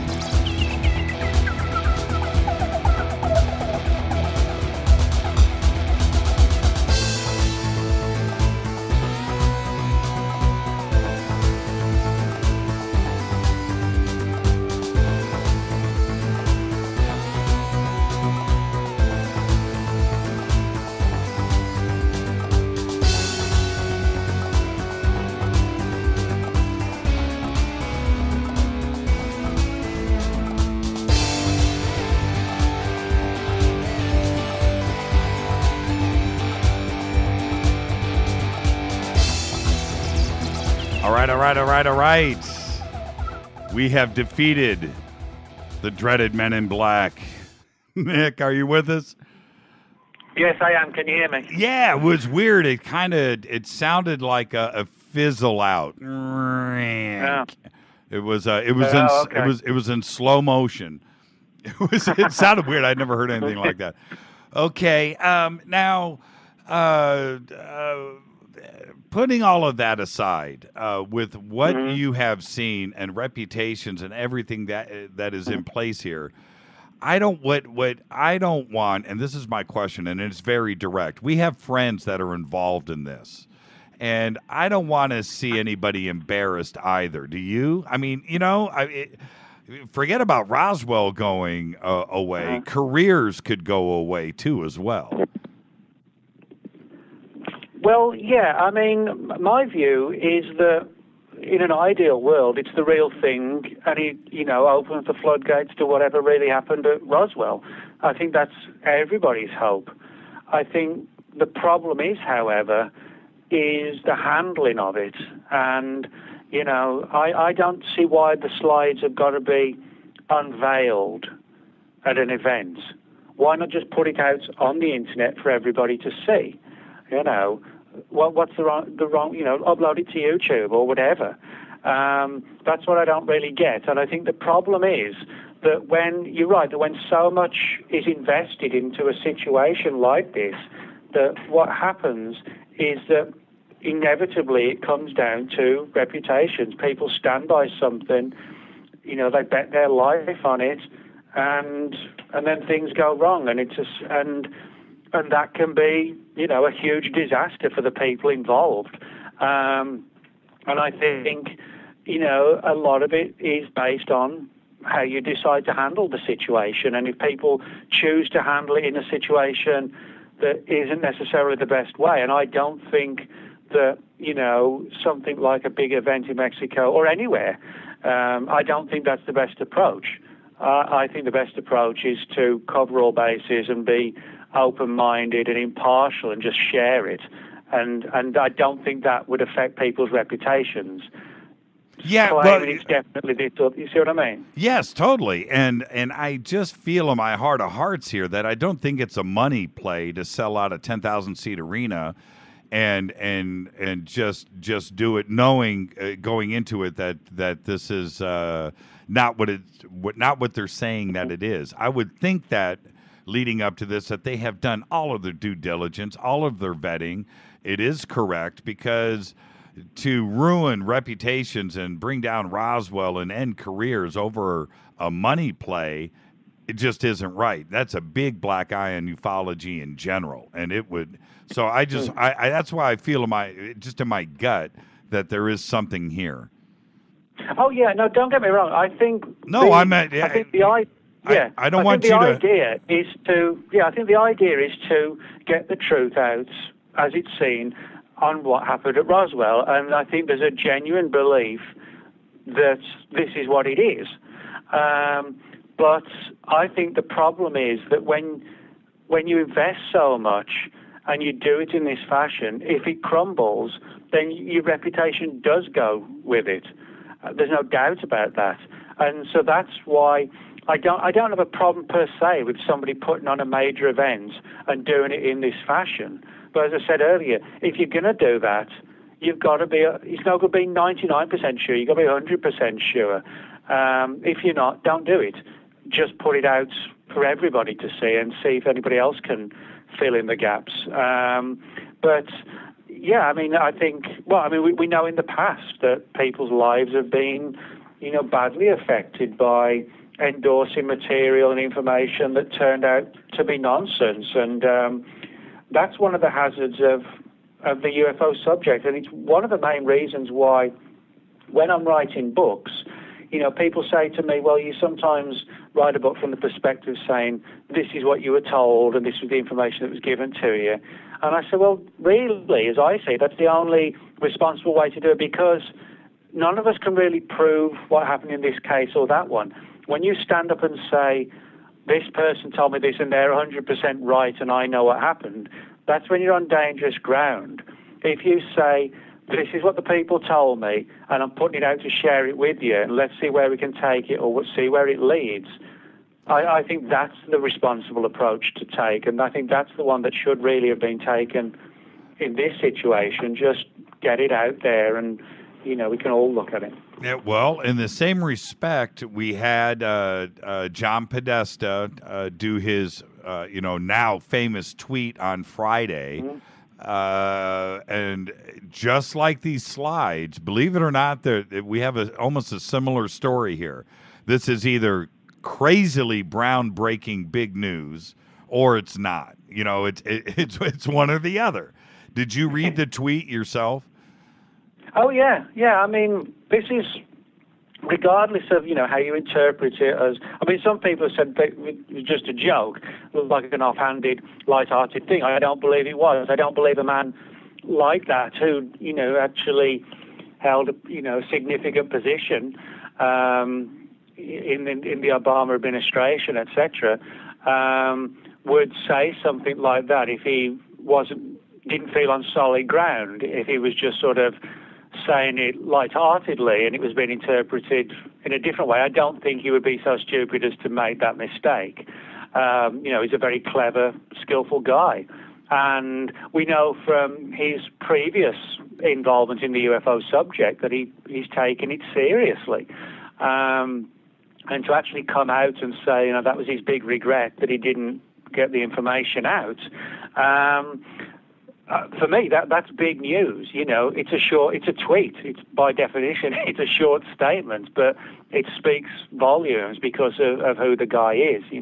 Yeah, I can only imagine. Well, this is what's frustrating with this.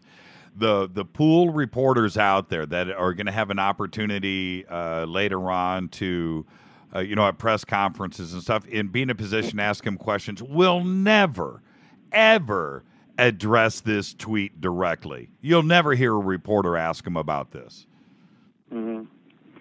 Well, even if you do, it'll always be sort of tinged with a light-hearted issue, and it'll be presented at the end of the news as, just a quirky little thing. The problem is with much of today's world of journalism, it's far less about investigative journalism and far more about just parroting press releases, And that's not journalism. That's just parroting press releases, and that's the problem. Is that the media itself has been, dumbed down to a significant degree, where like the days of Woodward and Bernstein. I'm not saying they're gone, but because they're not. But they're certainly not what they were, And that's one of the big problems. The people who could actually get to the bottom of the Podesta story, like a modern-day Woodward and Bernstein, highly funded on a national, newspaper, that kind of thing, could possibly sort of blow it wide open, but it's not going to happen. No, it's because not. There's too much. The mainstream media has bent over too far, and and to the corporations that own them, and so sensitive stuff doesn't get touched upon in the way it should. Yeah, if you're in the press room at the White House and you're one of the reporters there, one of the journalists, and you're going to stand up and ask the White House press secretary, oh, by the way, John Podesta said on Friday, he tweeted as he was leaving the Obama administration that his biggest regret was not securing the disclosure of the UFO files. That would be the last time that pool reporter is ever inside of that they would never be invited back to the White House. Well, even if he was, I mean, the problem is also the way the media looks at the UFO subject today. He'd always be known as the guy who, believes in UFOs, and that could be used against him in any legitimate story. It's kind of like why, if a politician, let's say hypothetically, a politician had once seen a Bigfoot, they would have far more sense than to ever admit to it, because it would be an election-killing thing. Senator so-and-so believes in Bigfoot and claims to have seen one. They would never say that because of the stigma, even if it was true. So, and it's kind of like that in this situation, that the media, I think today, a lot of the media, unfortunately, takes a very safe playing approach. Don't rock the boat. Don't be the guy who loses the contacts. And it's just all about, as I said, not investigating on the news, but reporting on what they're told. You're right. It would be a total bullet in the gun at the next debate. Didn't you say you saw Bigfoot? Election over, Yeah, exactly. Yeah, the guy who's potentially got his hand on the red button, seeing monsters. That's how it would be portrayed. It's sad, isn't it? It's really sad. Well, it is, and I mean, it's not just sad. It's also very unfortunate to see how things are going. I mean, this is, like a society getting dumbed down. The media distortion, surveillance. It just kind of makes you wonder where things will be in another 10 years and another 10 years and another, Okay, I've got a bunch of questions that have popped up here in Twitter. I've sort of been ignoring.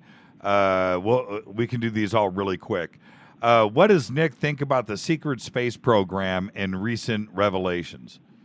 Oh, that's an interesting question. I mean, the idea of like a space program running alongside our own has actually been around for quite a while. And, people talk about NASA and so on hiding stuff. And I think it's probably more, if there is a secret space program, I think it's more likely it runs outside of the knowledge of people like NASA, that, they're actually not the guilty parties in these sort of situations. I think the idea that there could be, like almost like when people talk about like a secret government or a black ops type thing, black projects, I think it could be something like that. And I mean, look at, for example, how all our technologies have developed in the last 50, 60 years. They've gone to a massive degree.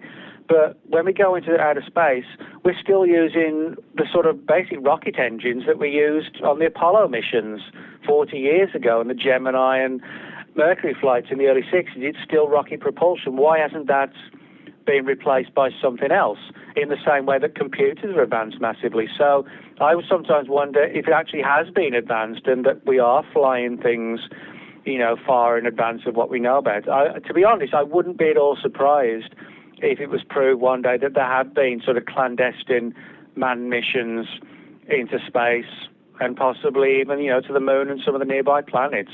People might think that's outlandish, but I wouldn't, it wouldn't surprise me in the bit if that actually has happened.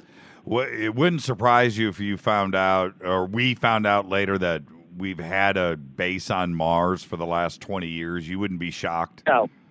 No, I wouldn't be shocked in the slightest, because, as I said, the main thing that I really notice, a lot of people don't think about this, is, as I said, the sheer advances we've made in every aspect, computers, science, medicine, and yet the space shuttle, which was launched in the 80s, had basically just a chemical rocket filled with fuel, like the Saturn rockets that went to the moon. Today we don't have a space program. We have to get, piggyback missions on the Russian flights and that kind of thing, which is ridiculous. Why is it that area of technology hasn't advanced and all the others haven't? I would say it has advanced. We just don't know about it. What about the huge plumes detected on Mars in the last couple of days? Yeah. Well, again, I mean, this sort of ties in with this. I mean, a lot of these pictures coming back from Mars with the NASA missions, some of these photographs, okay, I know there's pareidolia, the whole thing about, seeing faces in clouds, that kind of thing. I get that. But some of them do seem to show genuine anomalies. I'm not sure for me that the face on Mars is a dead issue. There are some other weird-looking structures on Mars, and again, I think that I wouldn't be surprised if we do go back or have gone back or whatever, that Mars may not have been the dead world it always has been, and it may not be a dead world now. I mean, if you Google, for example, banyan trees, BANYAN plus Mars, banyan trees plus Mars, you'll see these official NASA pictures that seem to show like vegetation on Mars. It looks like somebody's taken a photograph out of an airplane flying over Arizona, with like clumps of vegetation here and there. Mm-hmm. So I wouldn't be surprised if there is some sort of life on Mars. rudimentary, probably. To what extent it could be more than that? I mean, we could be really surprised. Maybe Mars was some point Earth-like. You know, the idea that some civilization, the atmosphere degraded, nuclear war, who knows what.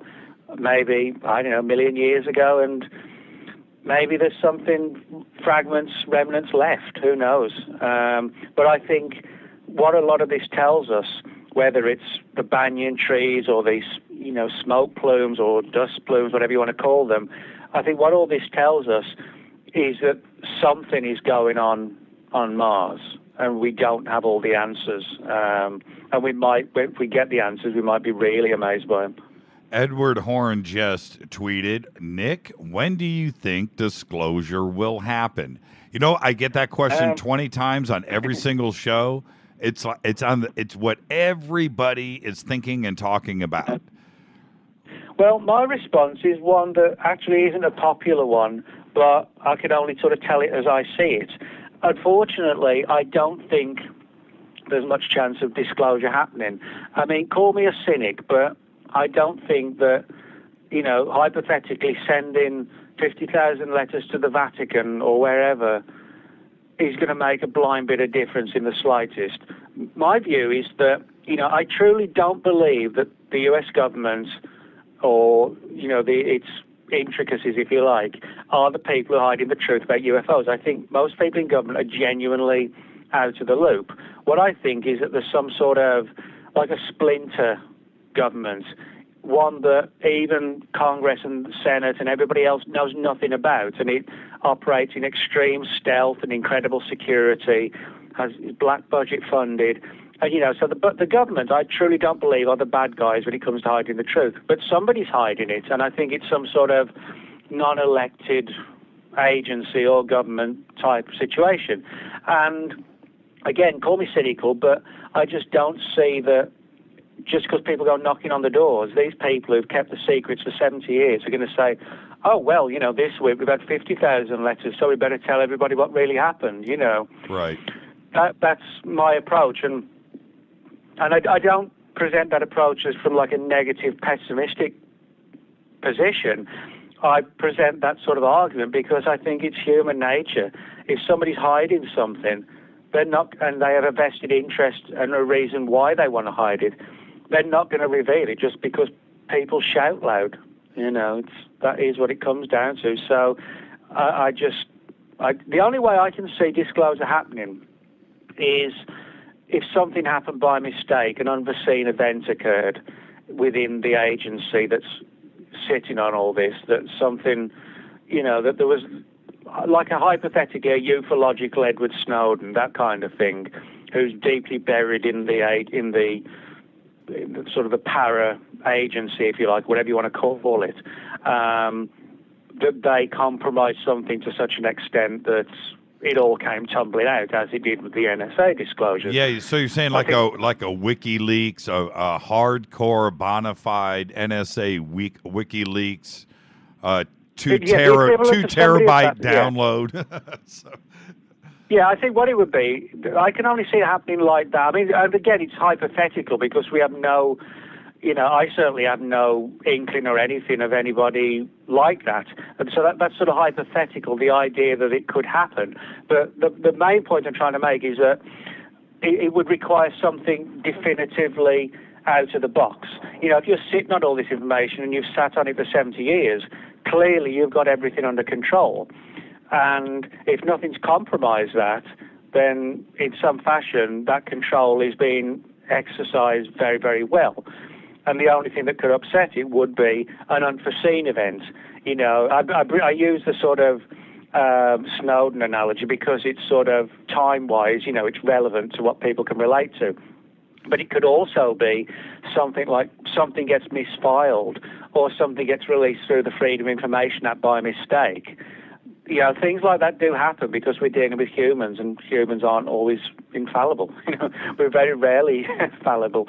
And so, in that sense, I think that could be how it happens. But I think as much as I have, a great deal of respect for people who push for disclosure, and they're sending petitions and putting on events and things and having these people come forward.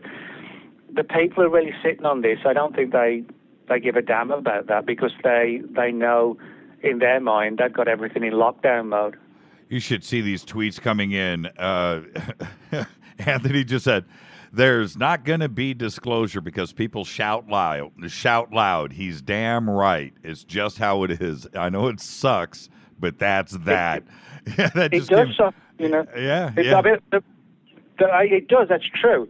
But we've got to look at things realistically. It's no good saying, I would never go to a conference. People say, when is disclosure coming? Oh, don't worry, guys, it's coming next year. It's coming. No, I would say what I've just said, and I would qualify that by saying, I hope I'm wrong, but I don't think I am. Because I'd rather tell people the truth and let them down gently and in a way that they can understand than keep building up hopes that, it's going to come. Maybe it will come, and I'll be as surprised as me, But if it doesn't come, there's at least you've told people to be prepared as to why. I'm not. I will not be surprised. I'm always ready. I'm driving down the highway. I'm on the 405, rolling into L.A. from the Valley, and just boom, some big craft just zooms into L.A. I'm mentally and emotionally ready for it. That's how, to me, it's going to be when you least expect it. We're not going to have some warning on the radio, in a year this craft is going to be here. We see it on the outside of our solar system, and we're waiting for it to get. I don't think it's going to be like that. I think it's just going to be rapid, boom, done. It seems weird how we have all these objects floating around in our solar system that we don't find out about until they're right on top of planet Earth as it is. So I see it as a big surprise.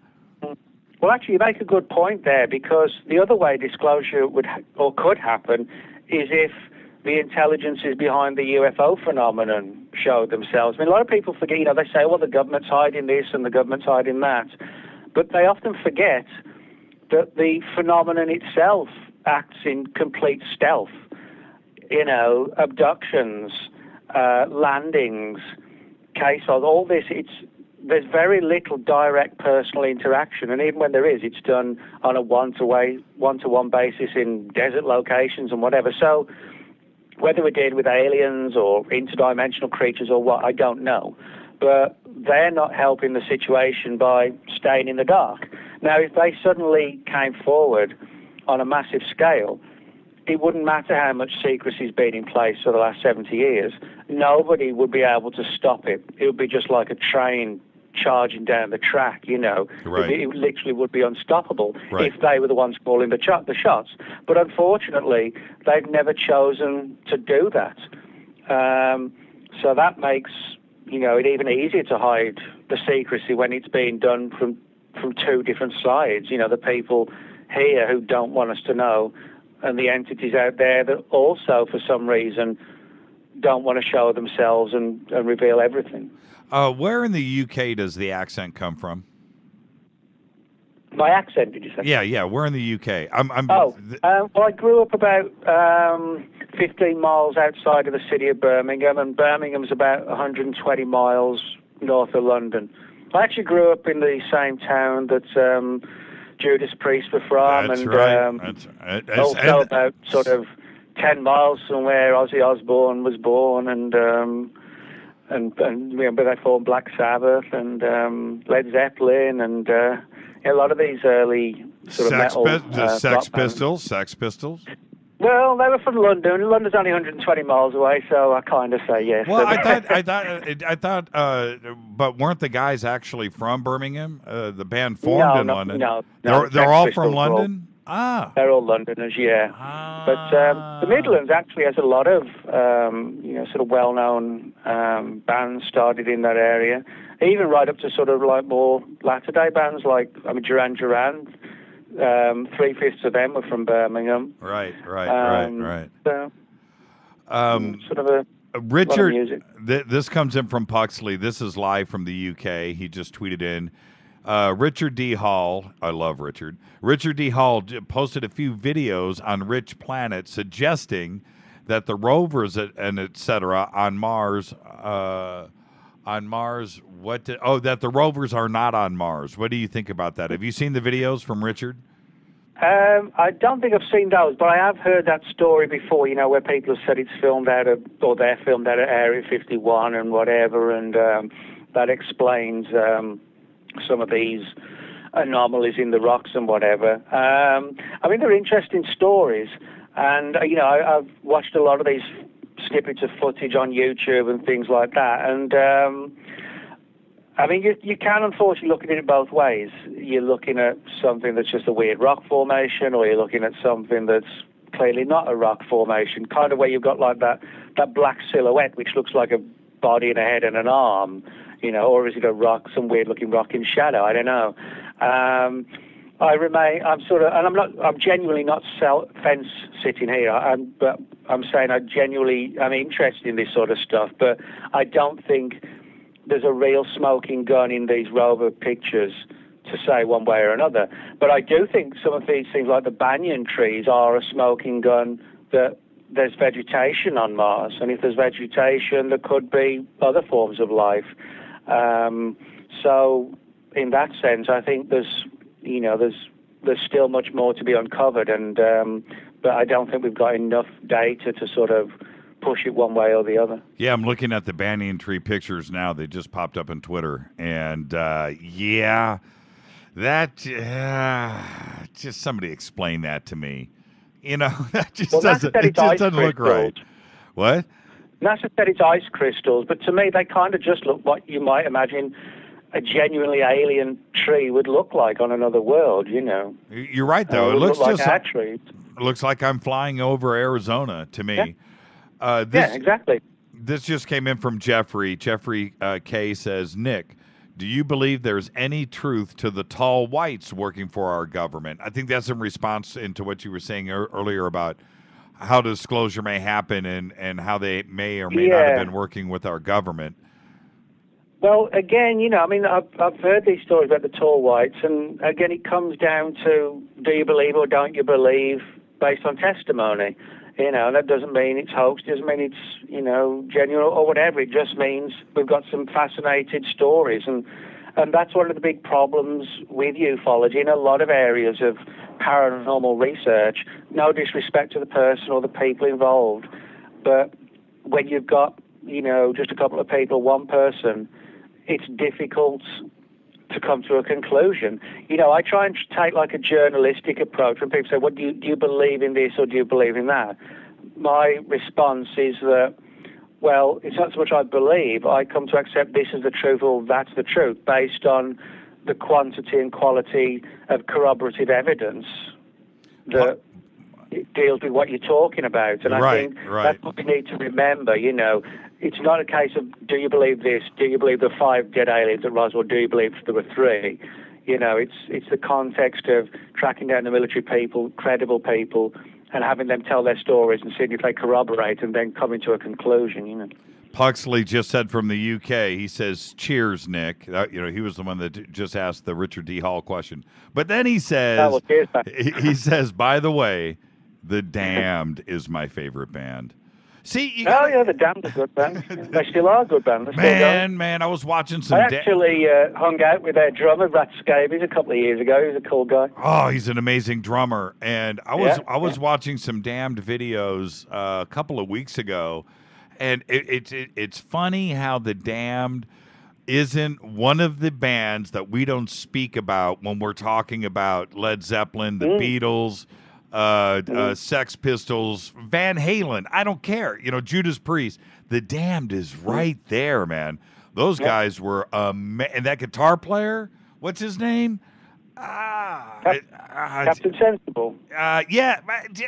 So good. Or Brian James. Yes. Captain Sensible took over on guitar, but Brian James was the original guitar. Right, Brian James. And harmonies, vocals, songwriting, construction, production value too as well. The Damned should be right there when we're talking about all. Thank you for that, Puxley. I'll go off on a Damned with tangent for 30 minutes. I'll have to send you a couple of photographs. I've got some of me of and Ratscabius chugging back beer down the pub in England somewhere. So. Right on. Right, I would love to see it. Okay, now we're at the top of the hour. This is Fade to Black. I'm your host, Jimmy Church. We are talking with our friend Nick Redfern, live from Texas. We've been bouncing around on all of the breaking stories in ufology that have happened over the last week or two. John Podesta, the Kodachrome Roswell Slides. And I kind of want to change gears, if you don't mind, Nick. And let's have some fun over this next half hour or so. And maybe we'll take some phone calls, too. I haven't opened up the phone lines tonight. I'm sure some people would love to ask you some questions. But let's have some fun. Out of all of the things that you have written about, Bigfoot, Men in Black, Mothman, all of the cryptozoology, chupacabra things. Out of all of that, where's the best evidence for you? Well, that's a good question, because evidence is sort of, dependent on different things. I mean, you mentioned the Men in Black. I mean, that's one of my favourite mysteries to investigate. I've written 3 books on the Men in Black. The third one actually comes out in a couple of months. And actually also in the middle of writing a book on women in black stories, which a lot of people don't know about. They're sort of, it's sort of like an aspect of the Men in Black mystery that kind of goes under the radar. And for me, in these cases, I mean, I've interviewed probably literally hundreds of people who've had experiences with the Men in Black. And for me, the evidence, I always say to people, the most important people in the UFO subject or any aspect of the paranormal are the witnesses. Without the witnesses, we've got nothing to go on. And when I've sort of sat opposite people who've had Men in Black encounters, and, you can see the fear on their face 20 years after the Men in Black knocked on the door, and they're still to a degree worried about telling you. To me, that comes across as very credible. And so, although it's not physical evidence, which some people demand, I think a lot can be determined from the character of a witness and the responses of a witness. And when you've got a really good, credible person and they tell you about this Man in Black experience, for me, by default, that legitimizes or helps to legitimize the Men in Black mystery. Now, one of the other things, but from a very different angle, is I've been on a lot of expeditions to Puerto Rico looking for the chupacabra. And the expeditions I've been on there, which span from 2004 to 2013, I've got to speak to a lot of ranchers, police officers, veterinarians, civil defense workers, members of the public on Puerto Rico. Spent months there altogether, who told me a lot of fascinating stories about the chupacabra and sightings and farm animals drained of blood and things like this. And, when you actually get out to these locations and you gain the confidence and trust of the local villagers, then they open up to you.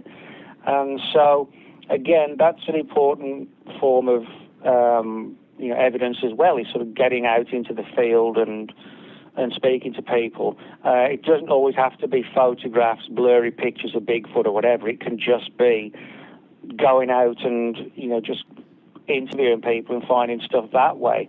But I've actually got a book all about the Puerto Rico expeditions coming out in September. It's called Chupacabra Road Trip, and it's all about, it's sort of like X-Files meets, I don't know, Jurassic Park meets the Rum Diary. It's sort of like, like a road trip around Puerto Rico, knocking back margaritas and rum and hunting vampires. So. Did we just do Hunter S. Thompson 2 or 3 times in one show? Yeah, we actually did. Yeah. That's what I'm talking about, Nick. That's what I love about you. Hi, say hi to Lynn from Australia. Lynn, say hi to Nick Redfern. Hello, Nick Redfern. How are you? Oh, good. Thanks, Lynn. How's it going? Oh, wonderful. How are you, Jimmy? I am fantastic, Lynn. It's always wonderful when we hear from you. What's going on? What do you got for Nick tonight? I am on a quest to find out anything I can about Pine Gap, because it's such a shut thing here in Australia. We just don't know anything about it. Thank you, Lynn. Well, basically, Pine Gap is like the Australian equivalent of the NSA. And there's actually an NSA contingency works at Pine Gap. That's actually public information. Right. One of the fascinating things that a lot of people don't know is that there've been a number of UFO sightings, quite profound UFO sightings, in the direct vicinity of Pine Gap. For example, a British author named Timothy Good, who wrote a number of good UFO-themed books like Above Top Secret. In 1991, he wrote a book called Alien Liaison, which I think was released in the United States as Alien Contact.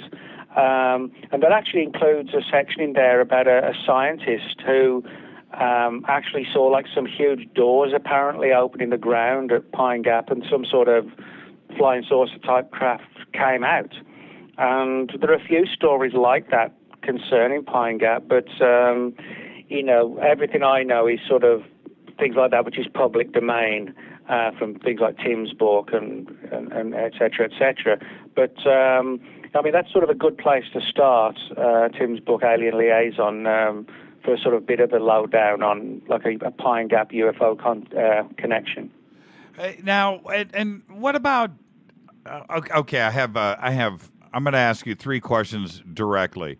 Have you had a UFO sighting? Have you had a Bigfoot sighting? And have you had a chupacabra sighting? Have you? I've asked you Men in Black before, but what about those 3? Let's go in a row. UFO sighting, have you had one?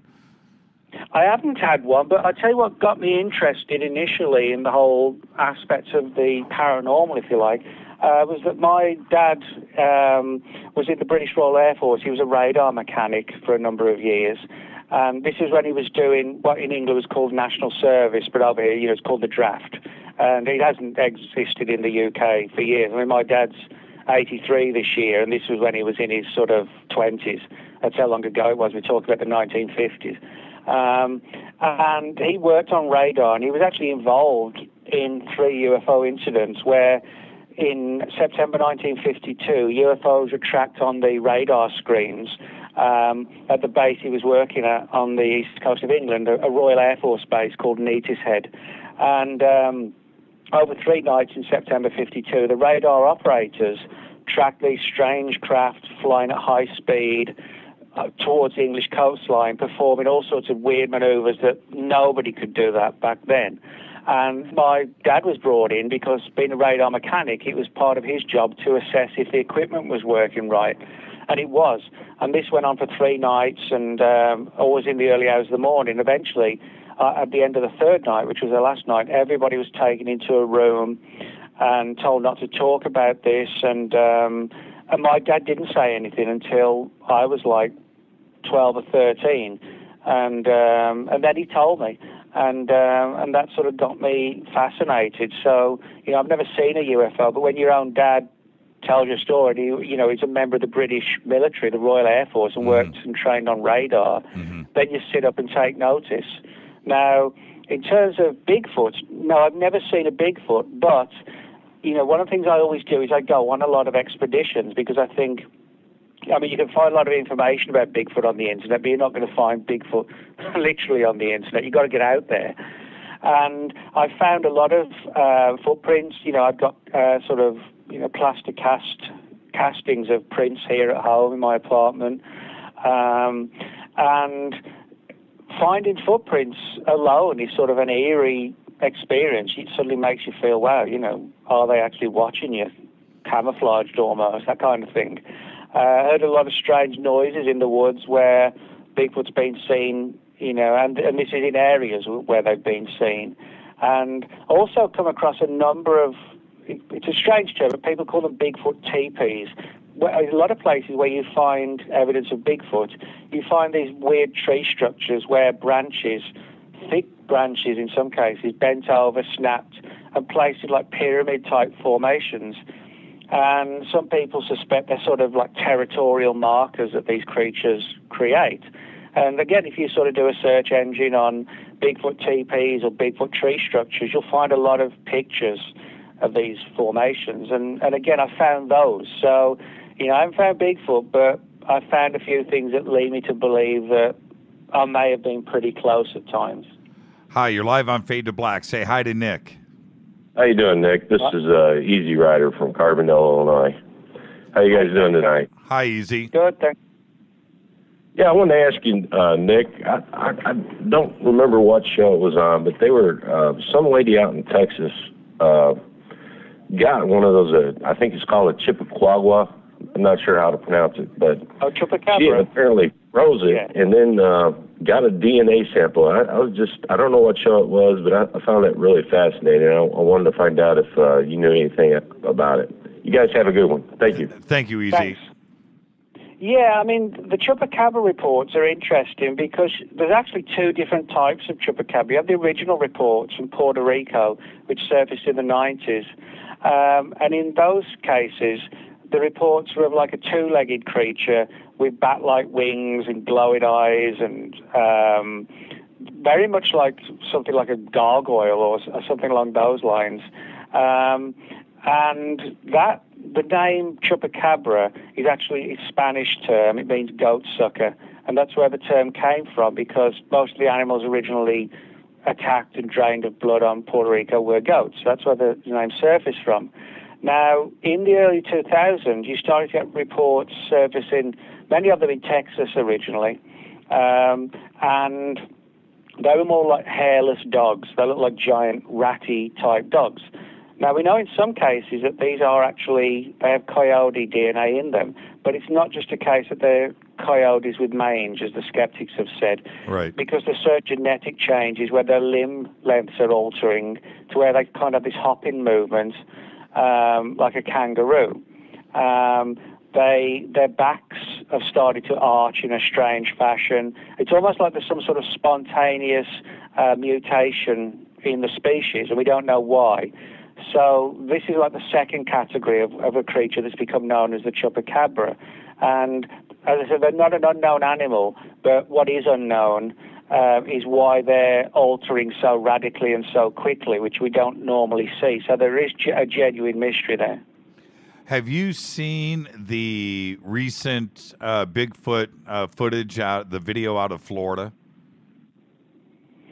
I actually don't think I have, no. Okay. I've been on the road quite a bit the last 2 weeks, so I'm sort of finally I'm catching up with things right now. But well, you have to check this out. It's going back to and the comparisons to the Patterson footage are being put forth because it's okay. What it is, it's in a swamp. There's a guy in a boat. I think there's somebody else in the boat that is like paddling, but he's paddling very quietly. And then across through the swamp, you can see, I'm going to guesstimate from where the camera is, not too far, maybe 20 yards, maybe 50 feet, 60 feet. And you see this Bigfoot creature quite clearly, looking like he's wrestling with a snake or some kind of, he's like killing an animal, right? Pulling it apart. There's something violent going on. And then they try to motion the boat a little bit, and you hear the paddle hit the water maybe once or twice, very quietly though. And then the Bigfoot takes off into the trees, and it's pretty good. I don't know how to explain it. It doesn't look to me. It looks very animalistic, if that's the right word. It looks predatorial. It looks violent. There's just something about it where, when you're walking through the woods, Nick, you know this, when you see something going on, animals run. That's it. They're not going to hang out unless you walk up to them. And that's kind of the vibe that you get from this piece of footage. Now, I don't know if it's real or not, but it is of extremely high quality. It's not out of focus. There's no motion to the camera or anything like that. It looks to me like a couple of guys came up upon this. They happen to break out their cell phone camera, take this footage. It's of high quality, and it lasts for about probably 30 seconds, maybe a little longer. But you have to check it out. We'll get. I'll have somebody do this right now on Twitter. Get that Florida stuff going in Twitter and copy Nick on that, cool. so Nick can see the footage. It's pretty interesting. There is some interesting Bigfoot footage. I mean, everybody sort of harks back to the Patterson film of '67, but I mean that since then there has been other good footage and photographs as well. There's the famous skunk ape photographs from Florida that surfaced, I think it was in 2000, which I still believe that those to be genuine. I don't think they're fakes at all. So, there's clearly a Bigfoot phenomenon, but again, where I sort of differ with some of the researchers is that I think there's some sort of a paranormal component to Bigfoot. I don't think Bigfoot is just an unknown form of an American ape, like an American equivalent of an African gorilla. I think there's something weirder about Bigfoot. There are some cases where Bigfoot's been seen in conjunction with strange lights in the sky, not necessarily UFOs, but sort of almost like dancing balls of light, as if there's some sort of energy field around the creature. Right. There are other reports where people have said that the creature sort of vanished in a flash of light or faded away. Other people believe that Bigfoot has the ability to use what's called infrasound. Infrasound's a very low-frequency sound that, if it's directed, it can actually affect your nervous system. It can cause, panic and palpitations of the heart, and it can nausea. And some people believe that Bigfoot has the ability to project infrasound to sort of warn people away. So you put all that together, I think that Bigfoot is real, but it's something that is far beyond just a normal unknown animal. And of course, that annoys a lot of people in the cryptozoology field. I mean, I don't care. I don't care what people agree with me or not. I couldn't care less, All I can do is tell it as I see it. And there are a lot of weird Bigfoot cases. But for some weird reason, I don't understand why it's so important for so many people to have it just as an unknown ape. I believe in Bigfoot as much as they do. I just take the view that there's something stranger going on. But I find it weird that provokes a hostile response. It's like it's either got to be a North American gorilla or that's the only option that they allow for. I've never really got that, Well, this just came in from Renee, one of our producers, and she says, some say that Bigfoot are remnants of the original humanoids with whom various ET races have mixed their DNA with current day humanity. What do you think about that? Well, yeah, I mean, that's interesting because, a lot of the original early Native American cultures, they had long-standing traditions of Bigfoot-type creatures, and even they thought there was something strange about them. When the first European settlers came over to the U.S., like the 1600s or whatever it was, they spoke with the Native Americans who told them about stories of hairy giants. And Brad Steiger once did a fascinating interview with a Native American guy who I think it was his grandfather told these stories from when he was a kid of how these, the moon would come down and, let loose these strange ape-like creatures, as if they were coming down from a UFO situation. And so, again, a lot of cryptozoologists won't deal with this kind of thing. They just want it to be a zoological problem or issue. But I think there's enough valuable material to look into these alternative angles of interdimensions and, infrasound and invisibility and the UFO connection. There's enough reports to suggest it's not hoax and it's not fakery, that it's a real puzzling aspect of the Bigfoot phenomenon. Let's grab another call. Hi, you're live on Fade to Black. Say hi to Nick. Who's calling? Hi, Nick. This is Beth DeLapp. Hi, turn down the radio in the background. I'm sorry, I'm trying. Okay. Sorry, There you go. Okay, say hi to Nick. What was your name? What was your name again? Beth. Oh, hi, Beth. Hey, Beth. Hi, Nick. I followed your writing for a long time. I'm really glad to be able to talk to you. Tell me, what do you think about the alternate idea that by bringing the idea of ETs as a reality will allow something bad to happen, something negative to happen, the negative ETs to come in? What do you mean? What the effect they would have on us? Do you mean? Well, I mean, do you think that's real? I'm trying to separate what feels real to me. If there are negative ETs, you mean? No, I mean, do you think by bringing out to everybody the fact that there are ETs, that will create some sort of a negative backlash?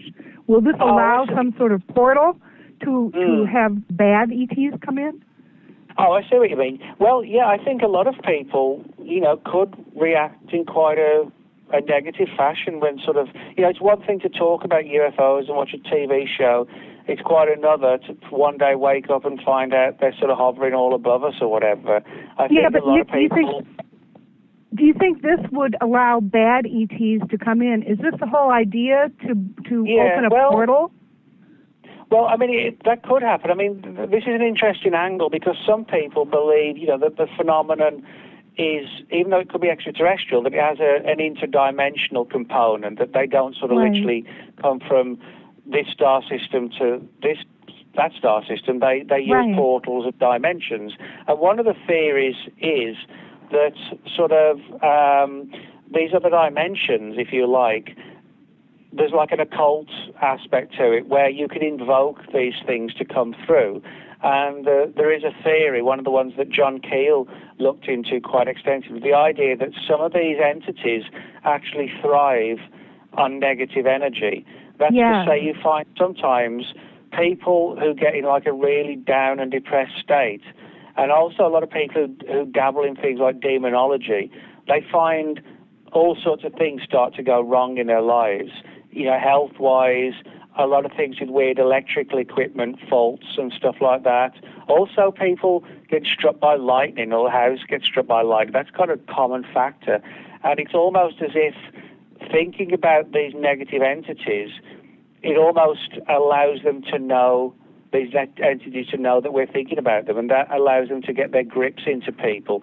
So it's kind of like thinking about something actually spontaneously lets that phenomenon know you're thinking about it. And if you're of a weak will or you're down and low or whatever, it can get its grips into you. And that is one of the theories that, like, for example, negative encounters with some of these ETs is because they target people that are easy to manipulate. So if the world becomes fearful of the UFO phenomenon, we could end up potentially attracting, the wrong ones. Thank you for the call, Beth. You. Great call. Thank you. Thanks a lot.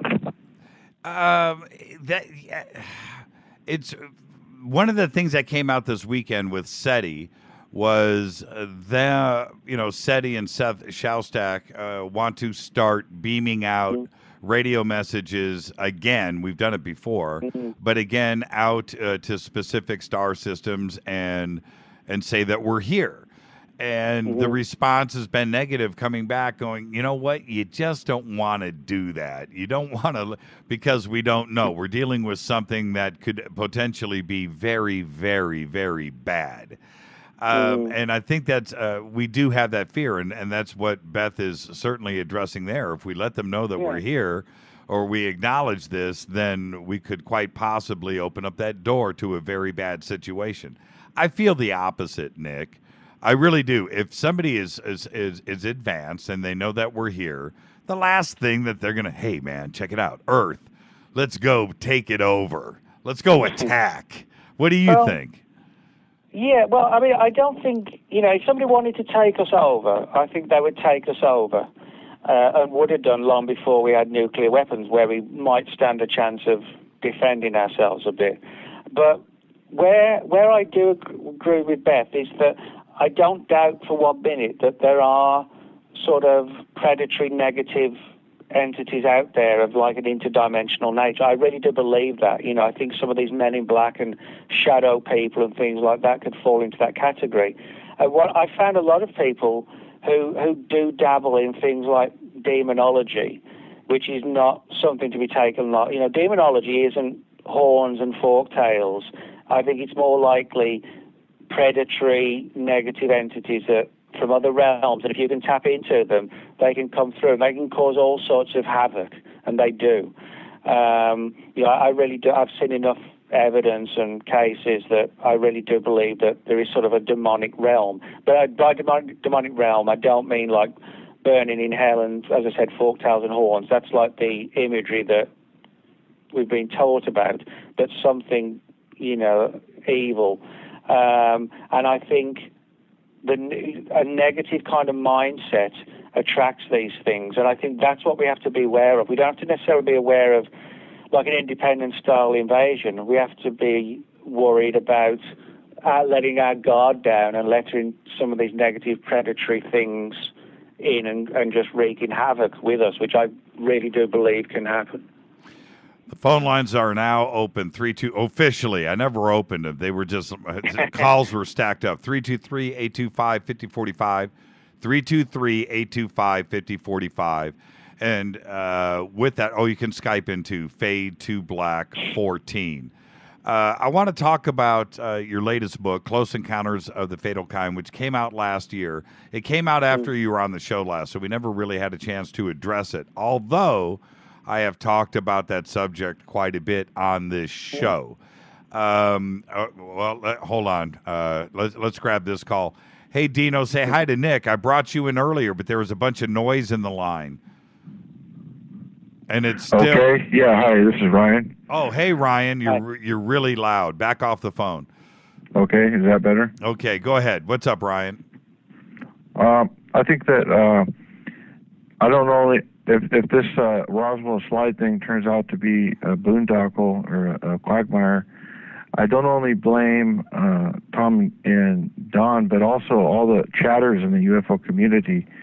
The people that sit behind their computer on these blogs and come up with all kinds of misinformation, personal attacks, slander, nasty yelling, and I went over to Kevin Rundle's blog and he had to eventually start banning people because they were being so vulgar towards Tom and Don, who have spent their whole lives researching Roswell, and some of these people on these blog posts have never even been to the state of New Mexico, and they're claiming to have all the answers. Do you know what I mean? I'm talking about the trolls. Yes.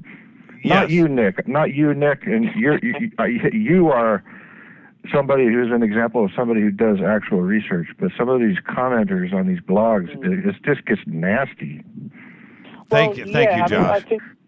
Thank you. I think the problem, when I've commented on the Roswell Slides, it's always been where I've tried to input new information or results. I've shared the information about the hacker, or I've shared the information as to how and the circumstance in which I was given the name of Bernard and Hilda Ray, the people with the slides. But I just don't, so that's why I kind of keep my commenting to a limit, not because I don't want to talk or I'm fried or anything like that. It's just, I just haven't got the time to sit there all day just mouthing off and, saying you're wrong and you're a piece of whatever. That don't achieve anything, and it's pointless. It just wastes time. So, my view is if you're going to comment because you've got something valuable and relevant to say. Don't just go off on the equivalent of a schoolyard fight when you're sort of 10 or whatever, you know what I mean? This just came in from Gigi. Nick, it's been stated that the Apollo moon landing transmissions were first routed through and sanitized at Pine Gap. Do you have any comments on that? I've not heard that story, no. I don't, unfortunately, know anything about that. Okay. So let's get back to Encounters of the Fatal Kind. We have all the the ones that we think of first. Maury Island, of course. Yeah. McDonald comes to mind immediately.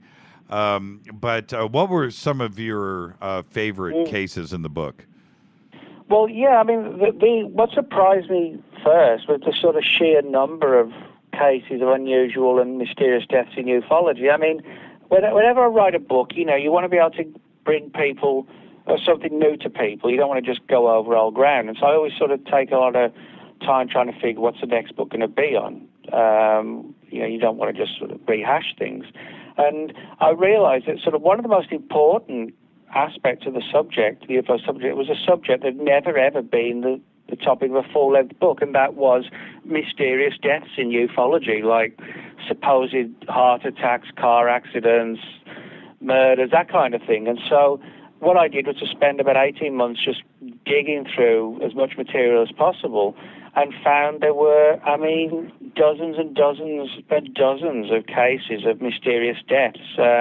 Like you said, people have heard of Maury Island and James Forrestal jumping out of the window as Secretary of Defense in 1949. But, there were a lot of other ones, very little-known ones. Researchers, like, for example, I'll give you one classic example. In England, where I'm originally from, in the 1980s, there was a spate of deaths in the scientific community amongst people who were working on President Reagan's so-called Star Wars program. One of the rumors about Star Wars, this sort of orbiting armada of laser-based weapons, was that they would be able to combat incoming extraterrestrials. And a lot of these scientists in the UK worked for a company called Marconi, and they worked on some of the various systems for the SDI program in the US, Reagan's program. And somewhere in the region of at least like 32 of these scientists and computer programmers and various people who worked for Marconi killed themselves under the most bizarre circumstances, just out of the blue. And if you sort of check out the entire material, it sounds pretty much like they were subjected to some sort of mind manipulation, mind control to force them to do this. I talk about other cases in the book, for example, the many links that exist between the assassination of President Kennedy and the UFO subject. There are so many bizarre links there. It's just, an incredibly weird story of people who sort of got too close to the truth, and somebody has sort of taken the step of, okay, this person's got to be shut down, Well, and what I've found is that, most people in ufology live normal length lives. They just die at 85 from whatever. But what I found is that the ones who sort of meet a suspicious end, it's usually where they were a person of influence, like Kennedy or like James Forrestal, or it's when somebody is fearful that the relevant researcher has got something that's so significant that could blow things wide open that they've got to be taken out. The average UFO researcher doesn't drop down dead from, whatever. If it did, we'd all be seeing it left, right, and centre all the time. So it's clearly not everybody's being targeted, or even most people, but it's significant people with significant cases, and that's the pattern that kind of develops. It's sort of murders made to look like suicide or heart attacks and that kind of thing. Who died in the Kennedy circle?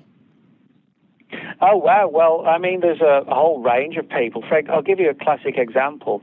The last person to interview Jack Ruby, Jack Ruby being the person who shot Lee Harvey Oswald, Jack Ruby was interviewed at the very last time by a woman named Dorothy Kilgallen. Dorothy Kilgallen interviewed Jack Ruby and said that, she'd basically been given the whole thing and it was going to blow the whole case wide open. She suddenly turned up dead. Now, Dorothy Kilgallen was actually chasing down linkages between the JFK assassination and UFOs.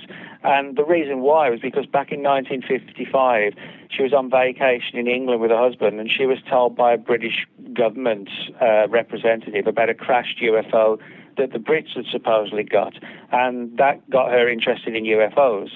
Another good example, the day before Kennedy was shot, he was shot on November the 22nd, 1963. The day before he was shot, he was already in Texas, and he visited a place called Brooks Air Force Base. While he was at Brooks Air Force Base, Kennedy had a behind-closed-doors meeting with a man named Major General Theodore Bedwell. It turns out that Theodore Bedwell held a significant medical position at Wright-Patterson Air Force Base in the summer of 1947, when it was called Wright Field. Summer of 47 at Wright Field was when the bodies from Roswell were supposedly brought in. And it turns out that just the day before he was shot, Kennedy had a behind closed doors meeting with one of the very guys who almost certainly probably would have seen the bodies when they were brought in because of his medical capacity. And this sort of ties in with these stories about Kennedy wanting to blow the whistle and some sort of unofficial rogue agency that doesn't even officially exist, not the CIA or the FBI or anybody like that, but a rogue agency decided, he's got to be taken out, president or not. Yeah, and you touch upon something that I think is very strange and obvious about the JFK assassination. It wasn't just one thing. It wasn't. He angered people from every direction around him, and I think it just got to the point where it was like, okay, enough is enough. That's it. We can't take this anymore.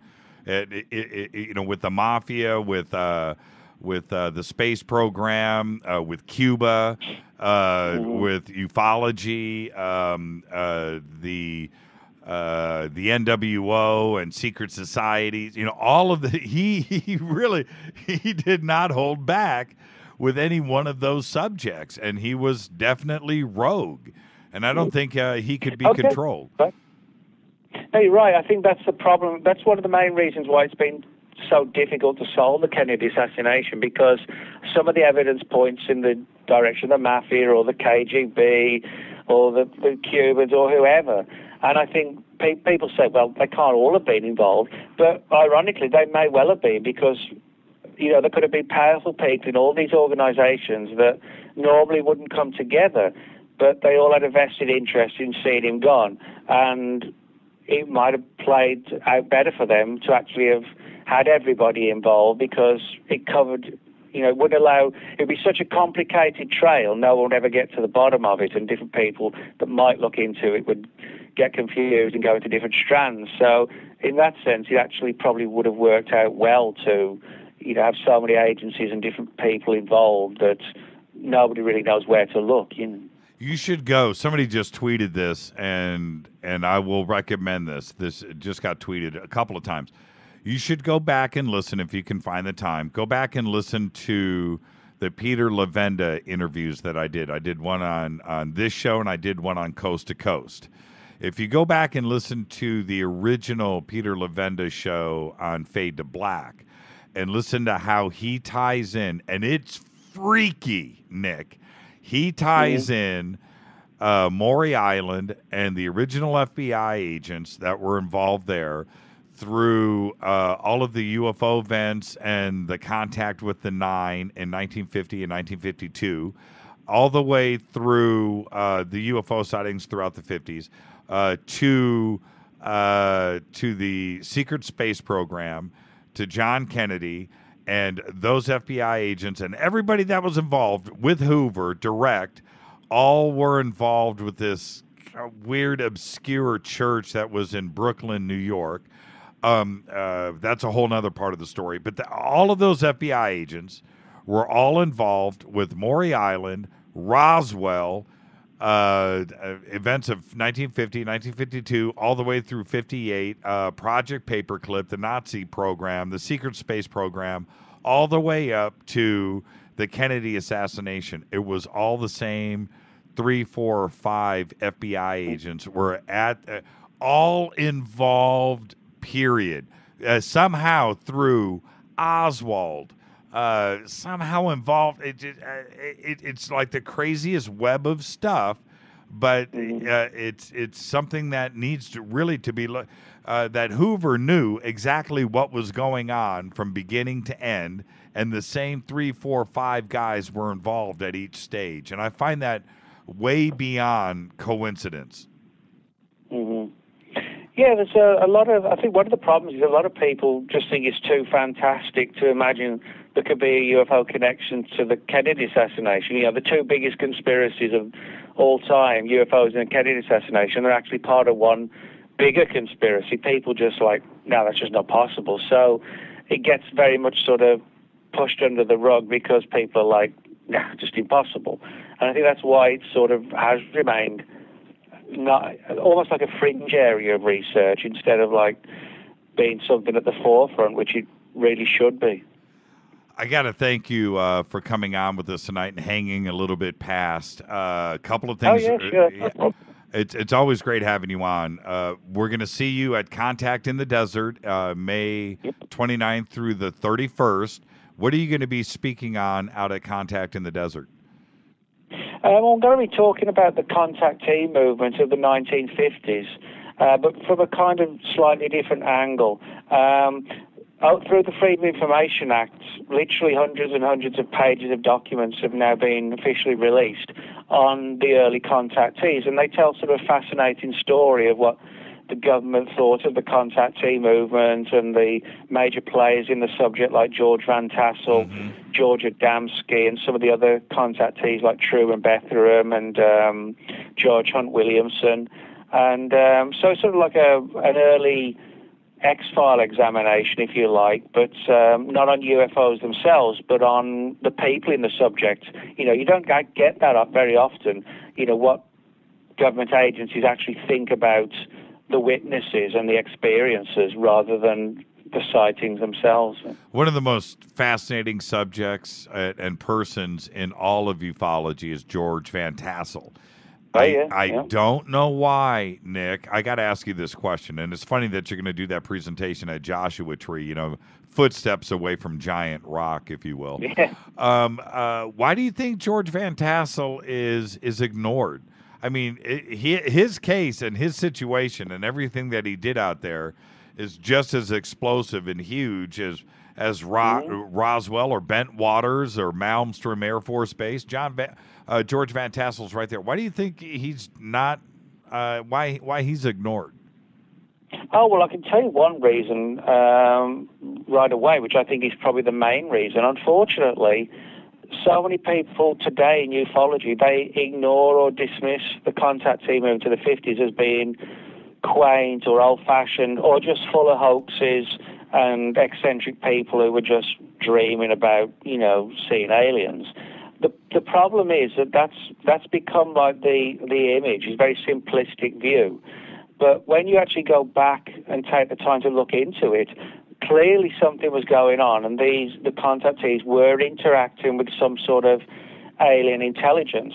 Now, what it was, I don't know. There are some indications that it may actually have been able to sort of alter the way we perceived it. So it actually presented itself in like the form of sort of long-haired aliens, which may have not have been their real form. It may have been almost like a projection to allow the witness to not be stressed and frightened by the experience. In other words, you know, project themselves in a way that was applicable to the people at the time.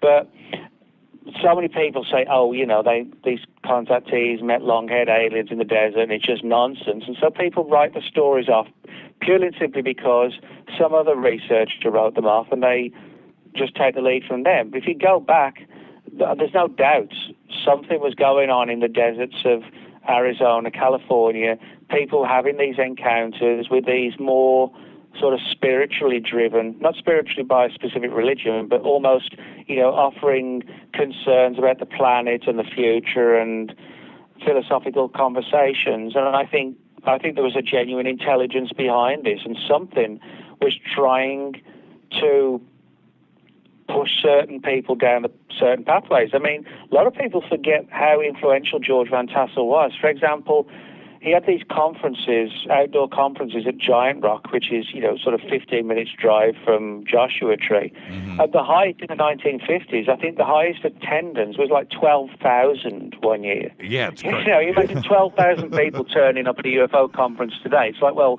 good luck. You know, you're not going to see that happen. Right. But that's what Van Tassel got. He got thousands of people every year would come out and listen to lectures from the leading people in the field of that day. And it's like short memories, you know, people don't realize a lot of the aspects of early ufology. They don't realize how different it is today and how big the scene was in California. And it is a shame because Van Tassel's story, you know, the Integratron, Giant Rock, his experiences, the whole thing is a fascinating story. It's a huge story, and going back, and I've listened to all of the there's dozens and dozens of hours of him speaking at Rotary clubs, just these different presentations in the 50s.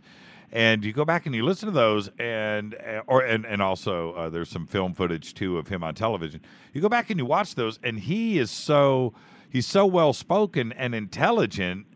He could word for word say what he's saying back then today, and it would be relevant. I mean, there's something there with George Van Tassel, and it kind of angers me, that he is ignored. I'm glad you're waving the flag. Well, I mean, one of the interesting things about Van Tassel is that, he used to work for the Hughes Aircraft Company, and he was actually close friends with Howard Hughes. Right. That's how highly Howard Hughes regarded him. And what's interesting is that in the now declassified FBI file on George Van Tassel, it actually talks about that when Van Tassel worked at Hughes, he actually helped a local FBI agent whose name was Walter Bott. Van Tassel actually helped him on a number of investigations in Hughes where, there've been security issues and things like that. Van Tassel actually helped this special agent Walter Bott from the FBI. Okay, two quick questions that just came in, and they're both excellent. Otherwise, I wouldn't bother you with it. This comes in from Lori. She says, do you believe that there are hybrids here now, and how would you know that they're hybrids? Well, yeah, I do think the hybrid phenomenon's a genuine one. I'm actually working on that subject for my next book. I think there are a number of very credible reports from witnesses who claim to have seen creatures, if you like, or entities that seem to be half human and half something else. I think the most sort of visible example of this today are the reports of the so-called black-eyed children. These stories of these creepy-looking kids with these black eyes and black hoodies and white faces, and it's a growing phenomenon. And of course, the big question is it something being done from our benefit, or is it like a sinister infiltration? Some of the men in black, they look hybrid-like. They look pale, anemic.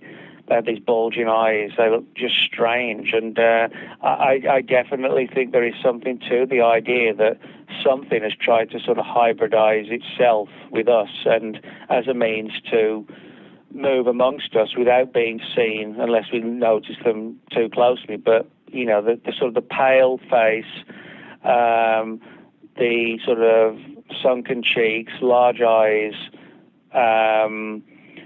things like that are sort of the typical aspects that people should look for in these kind of, situations. I got to thank you for coming on tonight. I'm looking forward to seeing you once again out in Contact in the Desert. I do believe you are on one of the panels that I will be moderating, and I'm looking. Cool. Yeah, it's going to be you. I think it's you, Richard Dolan, Mike Barra.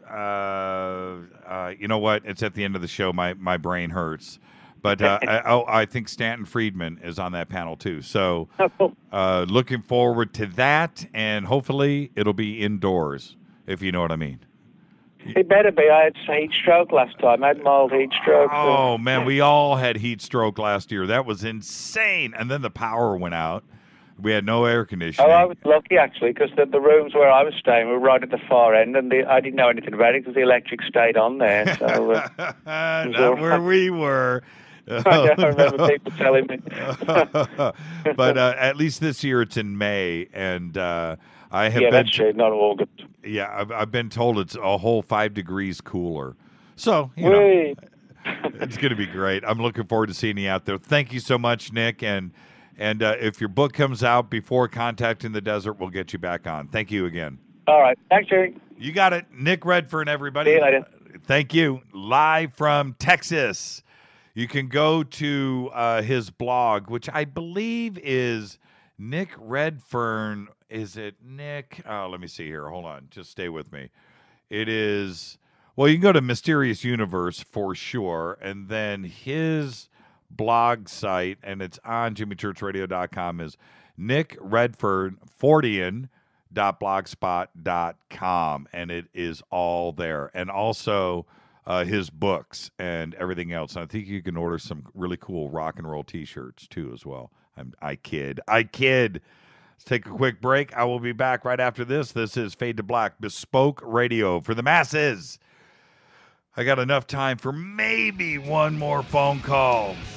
If not, I'll just get out of here, man. It's hot. Bespoke radio for the masses. I'm your host, Jimmy Church, on the Game Changer Network. 323-825-5045. I'll take one more call.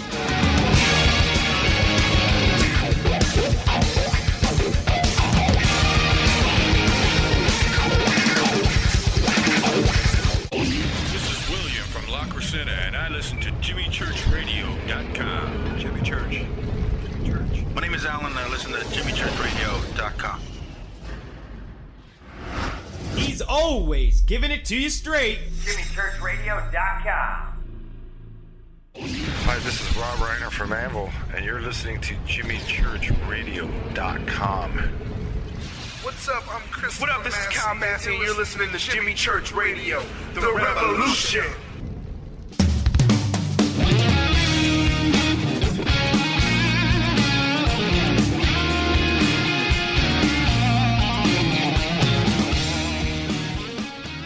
All right, Fade to Black. I'm your host, Jimmy Church, bespoke radio for the masses. I got enough time for maybe 1-2 more calls. 323-825-5045. 323-825-5045. You can also Skype in Fade to Black 14. If you haven't done so yet, go follow us on Twitter at JChurchRadio. Very simple to do, at JChurchRadio. You can hashtag F2B. That is the sandbox. I'm looking here, 1,754 tweets tonight. I'm going to glance to my right in the Spreaker chat room so far. Hold on, it's a little tiny. I think it's 609 or 609 post in Spreaker. Thank you for all of this interaction. I absolutely love all of it. I do try to keep up. I do. And I think you recognize that. I try to get everything in. If you haven't done so yet, go to JimmyChurchRadio.com right now. Go and enter the Contact in the Desert contest. Just go to the homepage right there. Scroll down. It's at the top. It says, I think it says, enter the contest for Contact in the Desert. Click on the link. That will take you over to the landing page for Fade to Black, and you can enter there. It's simple. It's quick. Next Thursday on Fader Night, we'll have our first round of winners there. I think we'll do maybe 5, 6, 7, or 8 that night. It just depends on how quick we can get things done. Last year, with the automation on the contest, a little note from last year, I couldn't just go, hey, call them up and have their web, and because it's all done random and they have a system to get it done. And I couldn't just do a drawing that day or the day before. So it's just how we accumulate things going into it.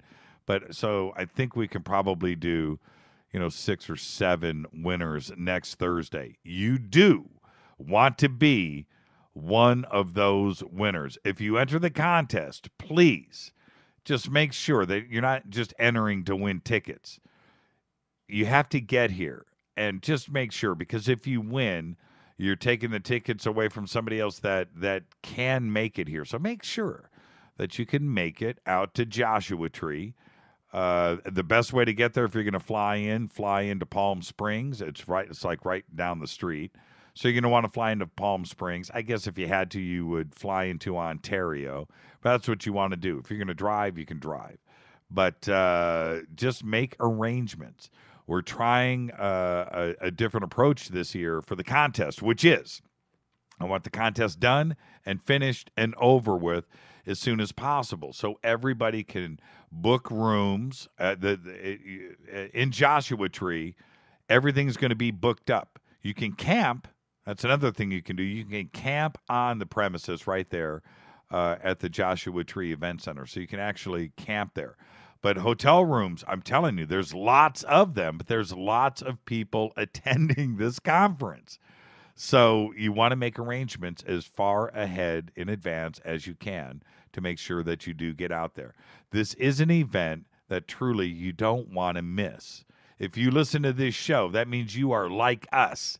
And that's exactly who is attending out there in Joshua Tree. It is just a great thing. So, jimmychurchradio.com, register, go. It's right there, the links. Go and enter the contest. I want to be calling your name next week. And with that, you know what? I'll take one more break, one more phone call. That's it. And then I am out of here. This is Fade to Black, bespoke radio for the masses on the Game Changer Network.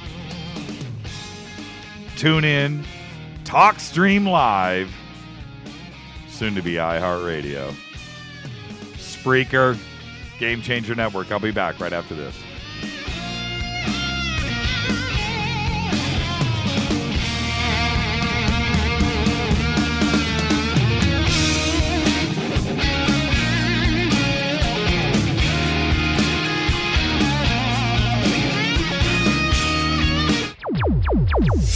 Despite popular opinion, reading a book will not make you smarter. But listening to Jimmy Church will. He's always giving it to you straight. JimmyChurchRadio.com. Erica, Brittany, Gabby, and you're listening to JimmyChurchRadio.com.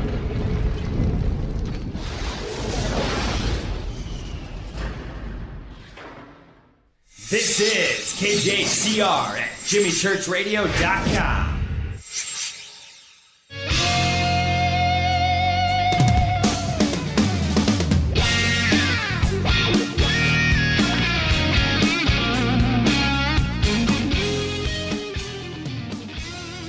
All right, everybody, welcome back. It's hot. Let's wind this one down.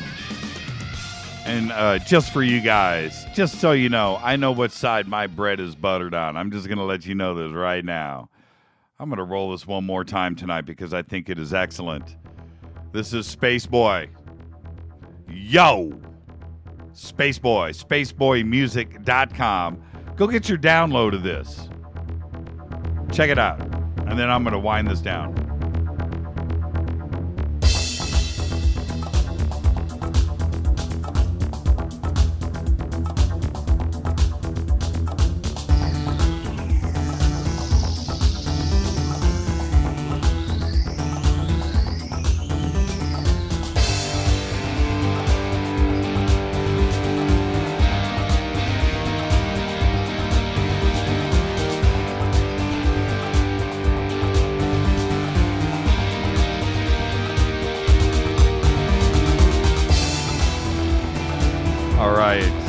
Spaceboy, yo. Thank you to Nick Redfern. Fade to Black's executive producers, Rita Kamarian. Shows produced by Hilton J. Palm, Mark D. Kovar, LJ3, Renee, and Jonas. Announcers are Steve Harder, Gene Vito, and Mark D. Kovar. Fady by Dale. Webmaster is Method of Signaling. Music by Doug Aldridge. Intro by Spaceboy, spaceboymusic.com, including what you're listening to right now. Fade to Black is produced by KJCR for the Game Changer Network. Tomorrow night, don't forget Story Musgrave. We have a real live astronaut on Fade to Black tomorrow night. Follow us on Twitter at JChurchRadio. Email Jimmy at JimmyChurchRadio.com. I want everybody to be safe. See ya.